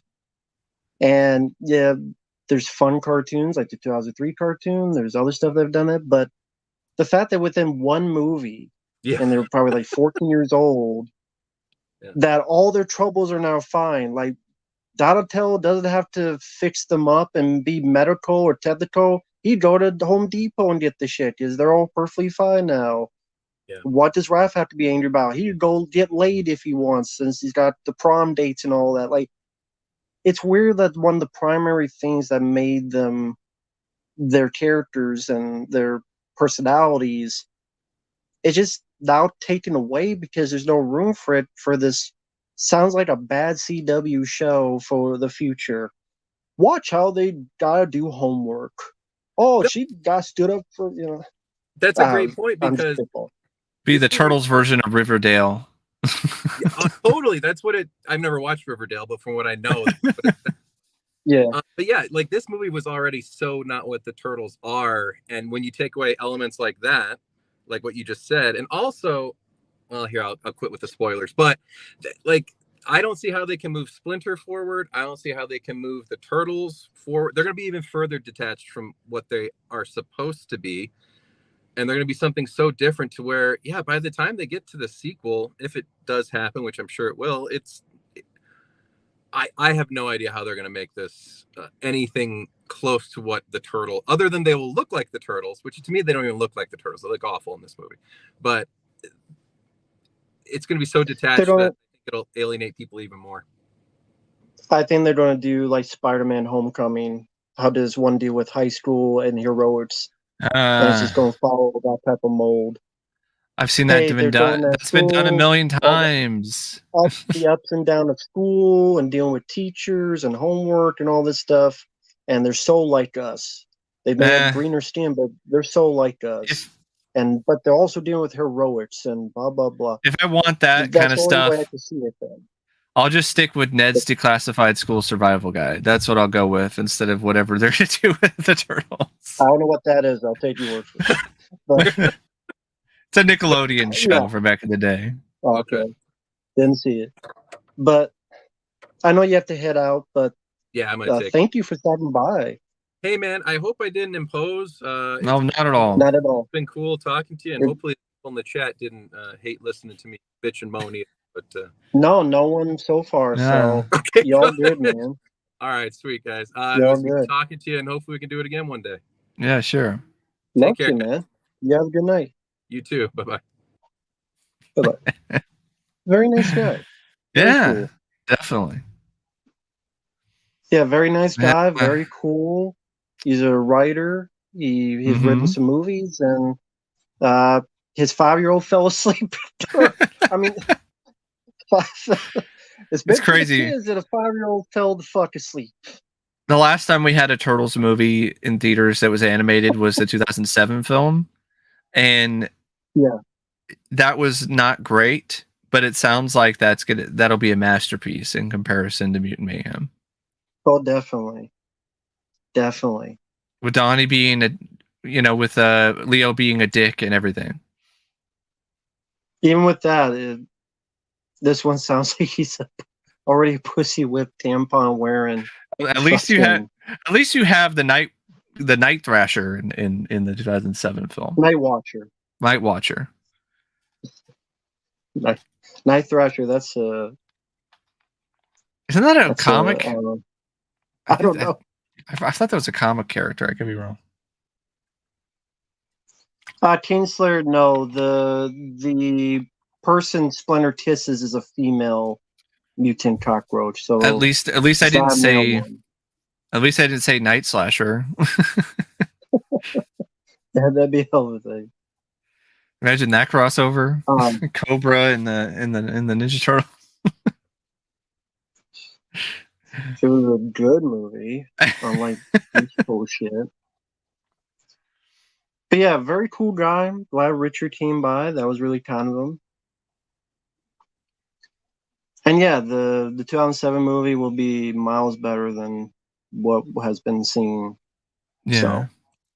So speaking of Turtles, I guess the box set of the cartoon, what was it? The 2003? Was it 2003? It's legit. Apparently, it's a legit set. It's not a bootleg or anything. And shitty, as I've heard. Well, you've heard it's bad? Oh, I didn't hear that part. Oh, it's just like poor quality. At best, it's 480p at best. Oh, and then they did stuff where like they forcibly put black bars on the side, so the image at times is blurry. Oh, wow! And Tourist Forever's the cut version. I figured that, and at least one of the episodes is edited for some reason. So I don't know how many other episodes are edited. Yeah. And there's no, and of course, there's no features. There's no episode listing. Every single one of them has the same menu. Every disc looks the same. You can't even tell which episode it is because they don't have like a listing on the sleeve. Like everything lazy to get, they did. Plus, seemed like lousy picture quality. Mm-hmm. So it is what it is. I know Paramount, I think it's Paramount, who owns the rights to H2O. Could be wrong, but H2O is getting a 4K Steelbook that's coming out later this year. And I already pre-ordered it because I was not going to pay $100 for Scream Factory's box set with 6 and Resurrection. So I think it's pretty cool. Apparently, it's got a little bit of backlash from some fans because it doesn't have the mask they use the most in the film, but it does have a mask on there, the K&B mask. So, well, whoop-de-doo. I know. But let me just look at the chat real quick. Just bear with me. Mm-hmm. Rapper Kirby says Love Dead's declassified, so there's another one who knows. How long would it take for a Drew movie to become a classic? There's no set rule. It just has to come naturally, and you can't force it. I mean, look what happened with John Carpenter's The Thing and Blade Runner. Both did not do well when they came out financially or critically, and then over the years they, got more appreciation. Or something like Halloween 3. Or even think about the Blob remake. Like that didn't do that great in the box office when it came out. And I don't think critics were like huge fans of it. So that's another instance of, things just coming naturally over time. Which that's getting a 4K coming out by Scream Factory later this year. Wow, Onion Hat for Sale. You have based, this is a good thing, taste for mentioning Ned's Declassified. So a lot of people like you pull on this. I didn't know what that was, but there you go. It's a fun show. Are saying, but hey there, YK and Dino Fury and Ryan and Michael and everybody who has joined in. Teen Slayer. We just had Richard on, who did see the Mutant Mayhem, and he mentioned how his 5-year-old daughter fell asleep during it, and he hated the film as well. So yeah, 5 and 7-year-olds, because the 7-year-old behind him, he was bored too. So exciting, kids are bored. It's like, Daddy, so congrats. Get me out of here. Can we go? This sucks. Yeah, I'm bored. And no, I have not. And no, I haven't seen Oppenheimer. I haven't seen that yet either. I'll give it a watch someday because I do think Nolan's a really talented filmmaker, but the concept of it, like, I don't know, a 3-hour-long movie about the guy who made the atom bomb doesn't really sound that enthralling to me personally. Mm-hmm. But could always be a surprise. That's just a generous pay request. I have no interest in watching it right now. So sorry. I've heard it's very dialogue heavy too. Very dialogue heavy. A lot of talking and so on. I mean, who knows? Well, we'll see. Mm-hmm. I mean, maybe. Sam Crow saying now we just need Halloween 6 and Resurrection come on 4K. They'll save people from having to pay over $100 for Scream Factory's dumb box set. Forgot they did a box set. I'm not surprised, I guess. Speaking of box sets and Scream, there's a trilogy box set coming out of the Scream films, the first 3. Apparently, the 4th film can't be included because it's owned by Lionsgate. It's a different studio. Mm-hmm. So who knows if we'll get a 4K of Scream 4. Cool. Someone's asking you, have you seen MI7, the new one? Not yet. I don't like what happened to a certain character. I know about that, so that's got me a little bit leery. But I'll give it a chance one of these days. It's crazy that we're in a day and age where Asai Morales, of all people, has a major role in a tentpole blockbuster. He plays the villain. Yeah, cool. Real quickly, no, Gozer, you were very nice on that stream. Nothing to be apologizing for. It's always hard to, when you have more people, you always don't cut someone off unintentionally. So there's no issues with that, man. You're very cool. People in the chat thought you were really cool. So thank you, man. Someone's asking. I mean, do I have any movies that I have on Laserdisc, on DVD, Blu-ray, and 4K?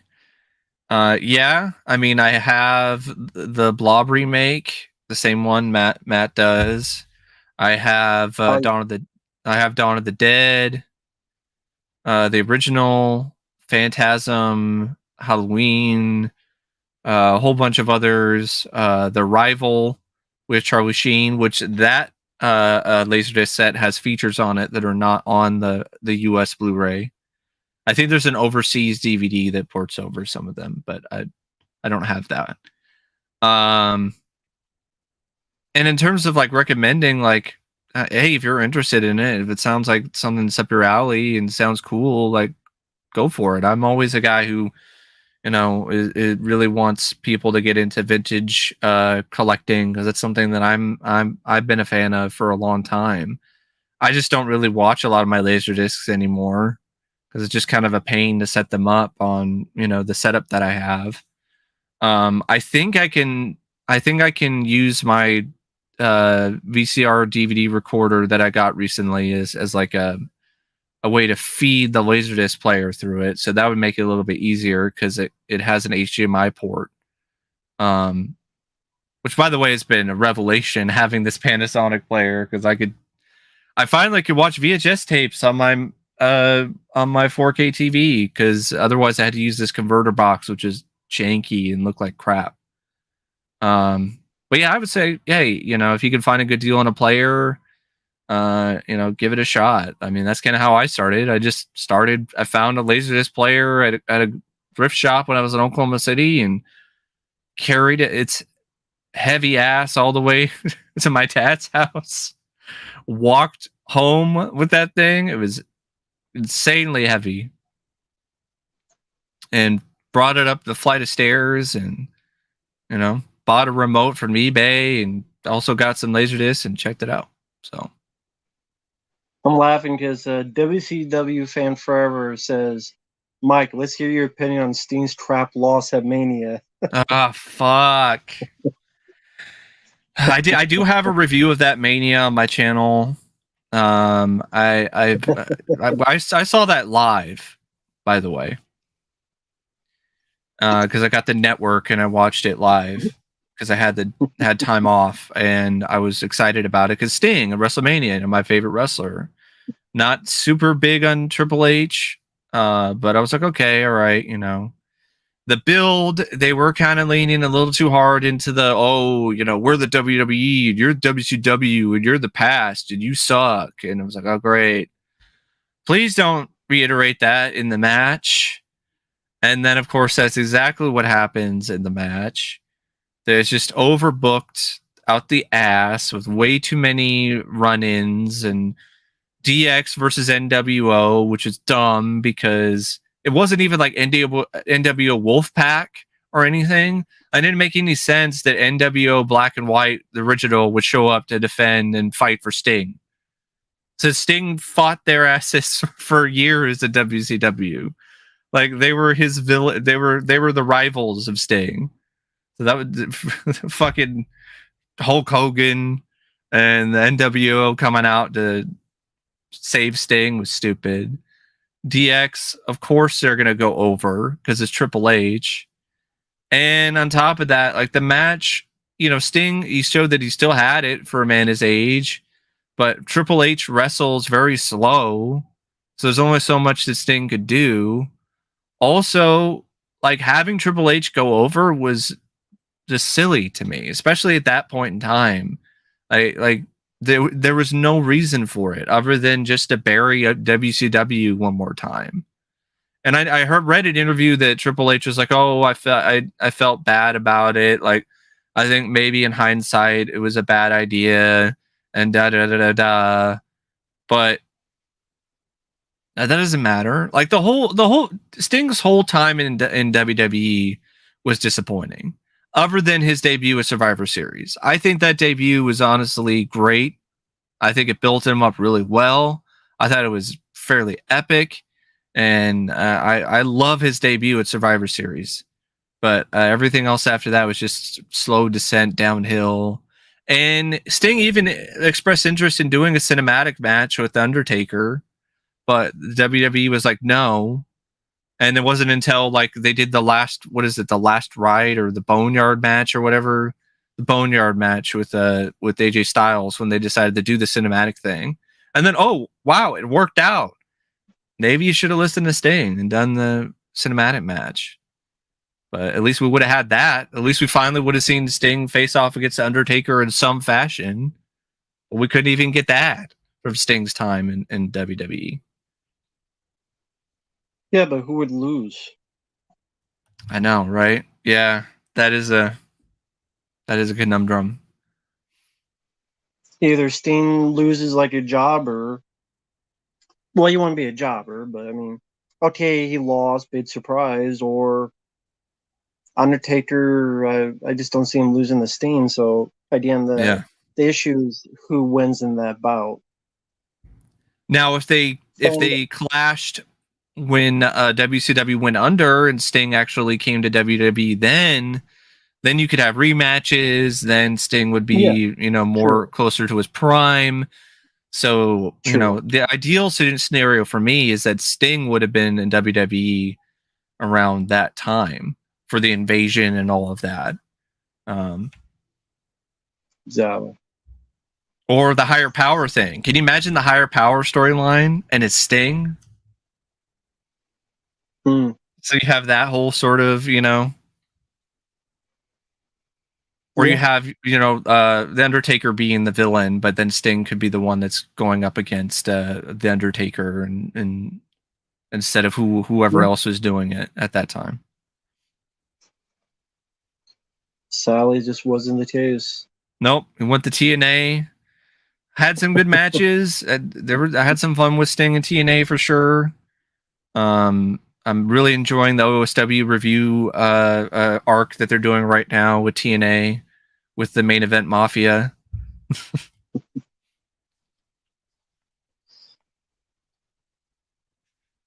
And yes, folks, I did see the Saw X trailer. A video will be coming up shortly about that. God, that looks so generic and forgettable and bland and just boring. And who gives a shit? Yes. At least to me. Yes. Like, there's even a part in the trailer, I'm like, is this the Insidious Red Door trailer again? Because there's that whole bit with the CT scan, like the CAT scan machine. I'm like, wait, didn't I already see this trailer? I'm like, oh wait, no, it's a Saw movie now.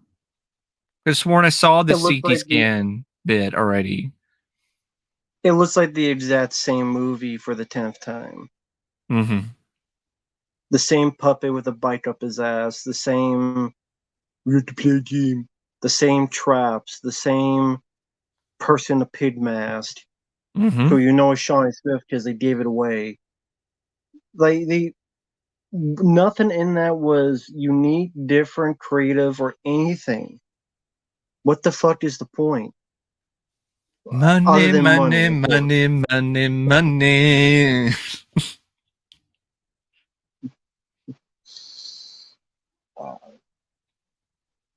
Nah, Premier, I've never heard of Youth Man. Sorry. Robert Kirby's asking, did Mike ever hear of December to Dismember?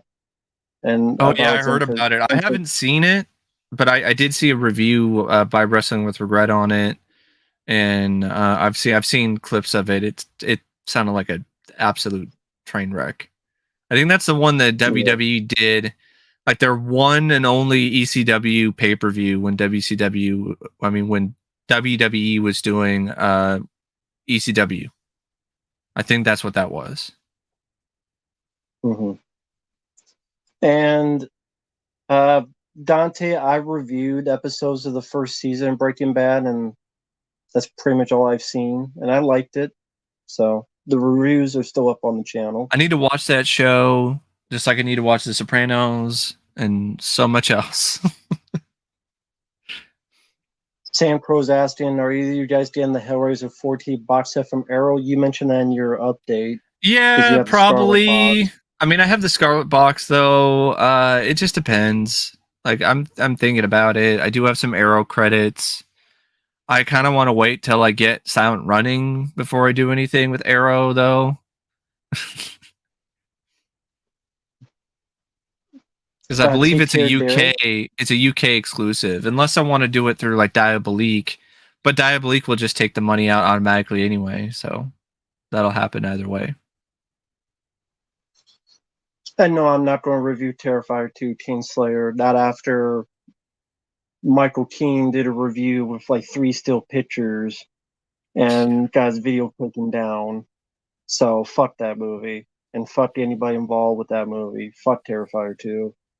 Don't need to see it. Don't need to waste my time on 2.5 hour bullshit slasher film where they take people's videos down with showing 3 still pictures, but then someone can watch the movie for 40 minutes, be perfectly fucking fine. So fuck that movie and fuck the people involved. Just my opinion. And Michael, we talked about the Elf set. I ordered it from Shout Factory, but we did talk about it. I do find it funny that people are, trying to, why is it on Blu-ray and why is it cost this much? And I can get the other set for $20. It's like, why would you expect edited, that? Though. Yeah, and why would you expect that a new release is going to be that cheap?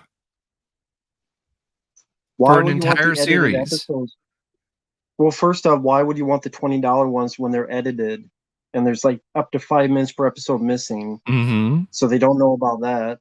No. Number two, I mean, 80 some bucks for 4 seasons plus 2 seasons of a cartoon plus a movie. It's actually a pretty good deal. Yeah. And number three, because I mean, I still would have been nice to be on Blu-ray because Blu-ray discs seem like maybe it'll last longer for DVD.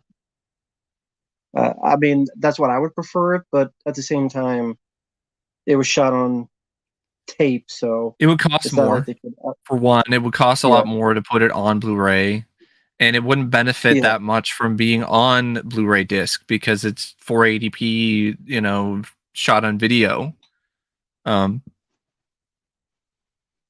So honestly, if it was on Blu-ray, it would just be an upscale anyway. So might as well just have it on DVD. So then when you upscale it, it's actually upscaling it properly, or at least for your particular setup. Because I've seen that a lot where Robocop the series, remastered, bullshit, not remastered. Somebody just messed around with filters, a DNR at home on their PC. That's what the remastering is on Robocop the series. It's watchable, but you could definitely tell that it's been messed with. You could definitely tell that the remastering is not done professionally.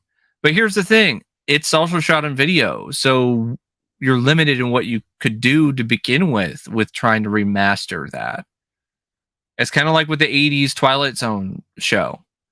That'll never get a remaster or anything of that sort because it was shot on video, and it just, you can't really do proper remasters of those things unless you spend millions like Paramount did with the Star Trek The Next Generation, and the end result is amazing, but they didn't sell as many copies, so they didn't make enough of a profit.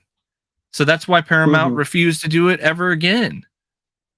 They might have considered doing it for Deep Space Nine or Voyager, but now they're like, fuck it, no, we're not doing that. No. It costs too much money. And Lions Day failed to release an Alpha on DVD. They absolutely did, because there wasn't really much to them, and they had awful design. One was like a cat in middle of ice cream. It's like the most creepy image to sell you DVD. And then there were the syndicated, very, very edited episodes. So seems like they messed up a lot. They did it with Turtles, the 80s cartoon, for a while. Yeah. But they take Tear Rapper Kirby, and sadly we're getting a Meg 2 and not Dread 2. Just how it goes. Yeah. Meg 2, the Meg 2 is happening because the first film did pretty well financially, especially overseas. Like, it made a shit ton of money overseas, outside the US. Yeah. That's what follows the money when you don't go see the movies that need support. That's what happens. But yeah. I don't think the marketing was the best for Dread, to be perfectly honest. They didn't really roll out a lot. There wasn't a lot of heavy marketing for it.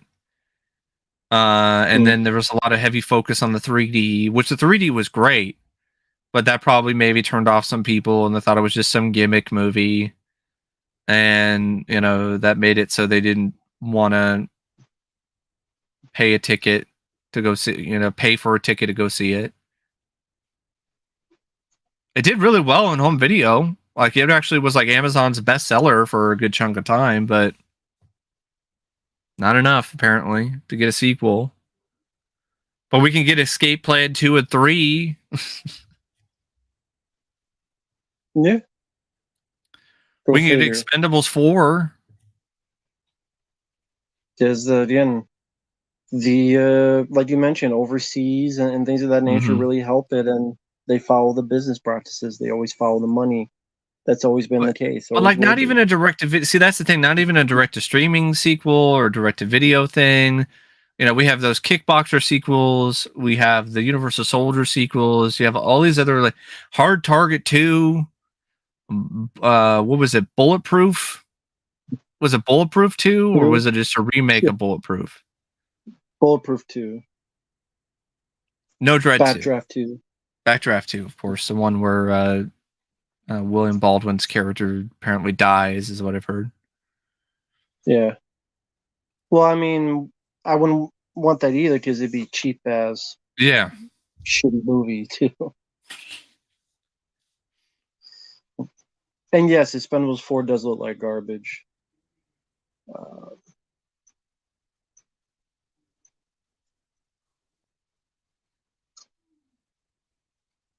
Sorry, just looking at the chat. They're just saying Carl expressed a lot of interest in reprising the character. Yeah, he loves the character. It's just getting the people who have the money to pony up the whole product. So I know there was a Netflix show that they were considering to do, considering at one point, but now that's not happening. Hey there, Miguel. I did review The Experts on the channel. Feel free to check out the review.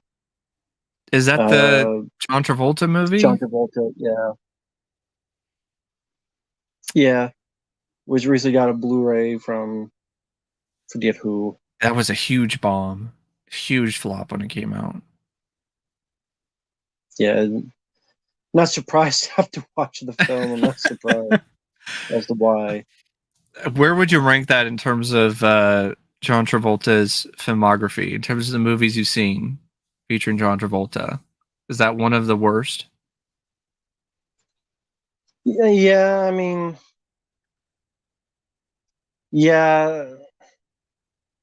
It was. I don't remember much about it, to be honest. I remember not being big on it though.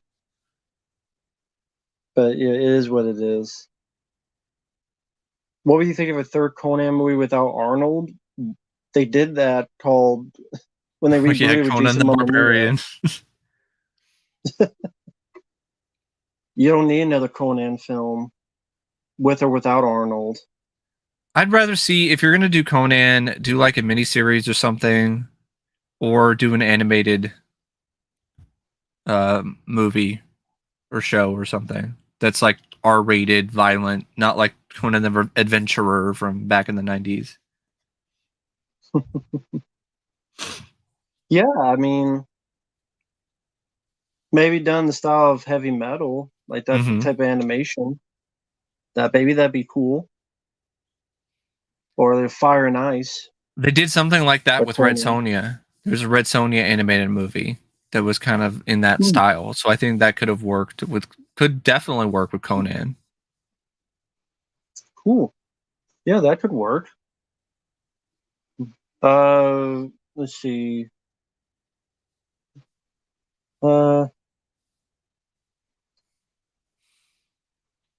Yeah, we know. Yeah, the Blob is getting a 4K premiere from Stream Factory. Disney put a lot of the movies out for 4K nowadays. So is Pumpkinhead, Night of the Demons, Night of the Demons 2 and 3. The third film, I'm like, people are excited about it. I'm like, you haven't seen it then. It's like with Creepshow 3. It's like, oh, Creepshow 3. I don't have Creepshow 3. Yeah. Yeah, you should be glad that you don't have Creepshow 3. Having Creepshow 3 is like having an STD. Exactly. It's got a similar thing to Night of the Demons 3. Night of the Demons 3 is awful. Terrible.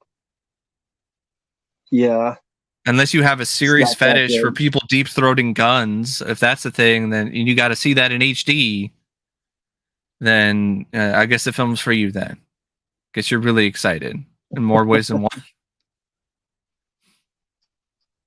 I haven't seen Black Snake Moan. A Tenchi fan, so I can't tell anything about it. I saw it a long time ago. That's one of those movies that I'm still stunned it got made. I mean,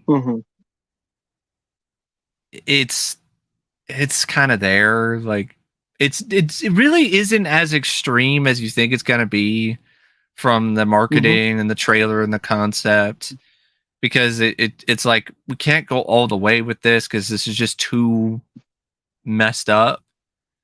I think it's well directed from what I remember. Some decent, some good performances. I think Christina Ricci is the girl who's tied up. I think, if I remember correctly. Yeah, it is. But if the roles were reversed in that kind of movie, they would be like, "What the fuck? This is the worst movie ever." With Sam Jackson being the one that's tied up to some white girl. Yeah. But I just had no interest in seeing the film. Didn't look like my type of movie. Just have no interest in it. Mm-hmm. Let's see. Twin Seater got canceled. Yep, good. Don't need it. It was a dumb idea anyway. Triplets.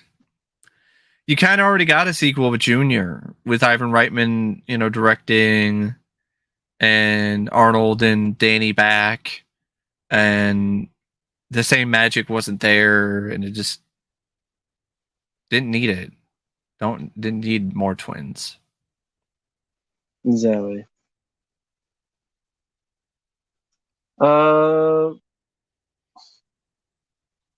Mr. D, man, Arnold and Jet Li are not in the new Expendables film, so I don't know where this whole their gay thing is coming about. I have no idea what you're talking about. No idea. Maybe it's a line of dialogue or something. Junior, not a good Arnold film. He gets pregnant. Tells you the whole story. I just love to think that's Sly getting back at Arnold for Stop 'Em Mom Will Shoot. That'd be great. That would be a wonderful story to find out. I mean, it would have been found out by now, but that would be great if it was Stallone's get back. He would just been like, that'd be cool. So yeah. Well, I'm gonna be doing this movie. I'll be doing this movie with Ivan. Junior. And Danny's gonna be in it too.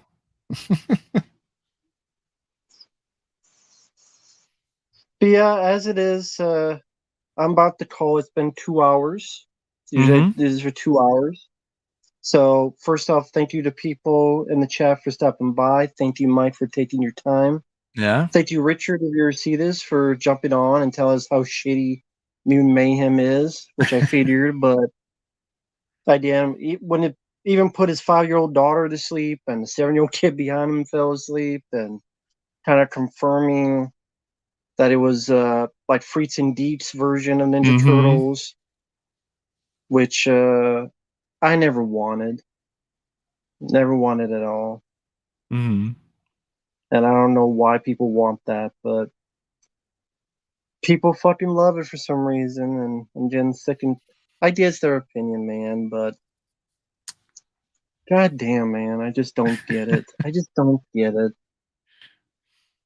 You like the Ninja Turtles for not being what makes the Ninja Turtles the Ninja Turtles. Instead of a lot of milking, puking, splinter kissing, fucking cockroach bitches. That'd be like if they had a Robocop movie and it's just a family drama. That's the entire movie. There's barely any action whatsoever.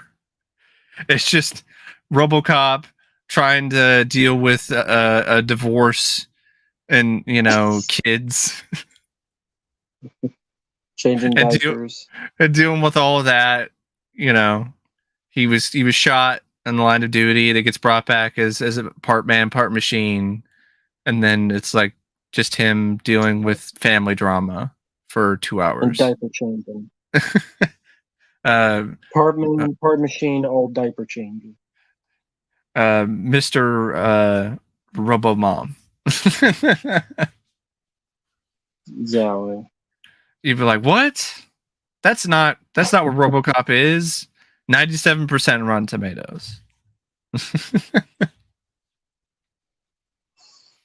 And the Shadow Proletariat Showgirls is an awful movie. Awful film. For some reason, you got 4K. Give me Hustlers. I'd rather watch Hustlers again over Showgirls. Haven't seen that one.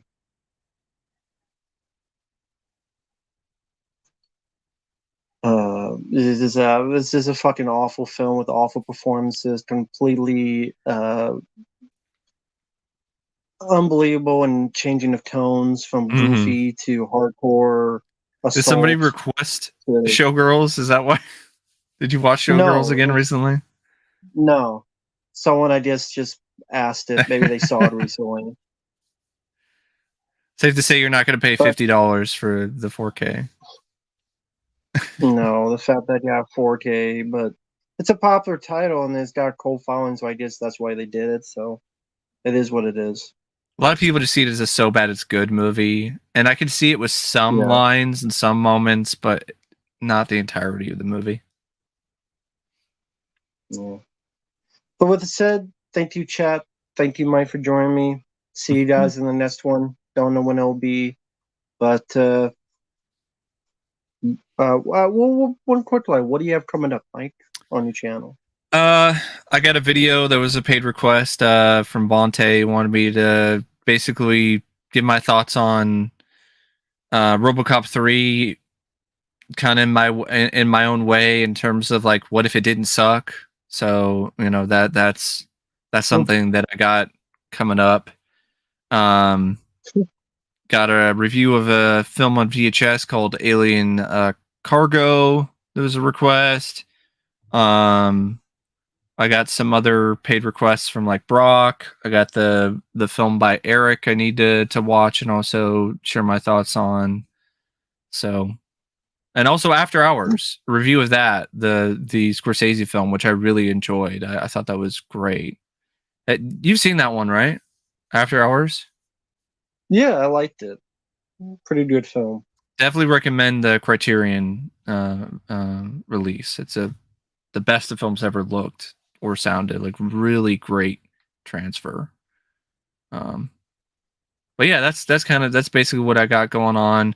Maybe some other stuff, if I feel like I honestly do want to do a second part of the death of physical media, because I just see articles and people talking about how it's gonna die, it's dead, it's dying already, it's going away within the next year or two because Disney's pulling out of Australia, and that's kind of annoying me. So that's definitely something I might do, because no, it's just it's crazy. Like, the same stuff is happening now that happened when I made that video. It's like I already predicted what was happening, and people are still like, well, Best Buy is pulling out of the da-da-da, and so is the da. Like, it's going to be a new phase where it's going to be focused more on us, the collectors. It's not focusing on, the average Joe going to Walmart or Best Buy to buy a physical media. But fuck it all, I say. Fuck everything.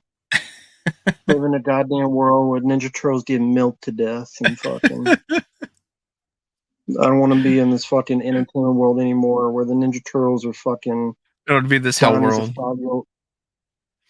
Donnie's a fucking 5-year-old bitch whose tail didn't drop, and Mikey sounds like he's fucking 40, and a future Seth Rogen stoner. Leo needs his fucking tampon with his bitch ass for his eyes on the homeless looking bum called April. More like and Anton. You want to puke and milk and all this other shit. Y'all can kiss my fucking ass and then fucking everything between.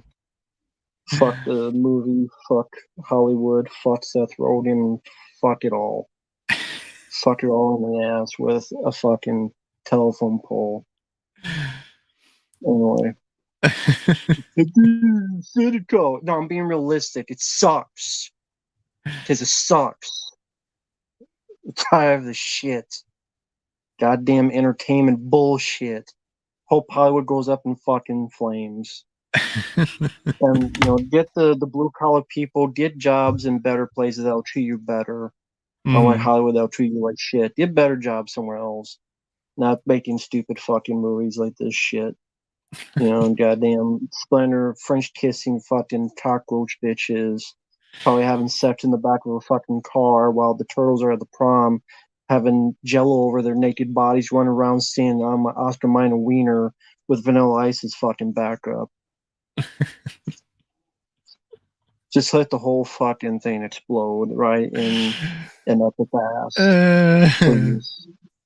With a side of cyanide they can drink for their fucking troubles, these fucking turtle bitches. Fucking bunch of Muppet Baby looking motherfuckers. Fuck them in the hole. Turtle babies. So take that for you will, folks. Later. See ya.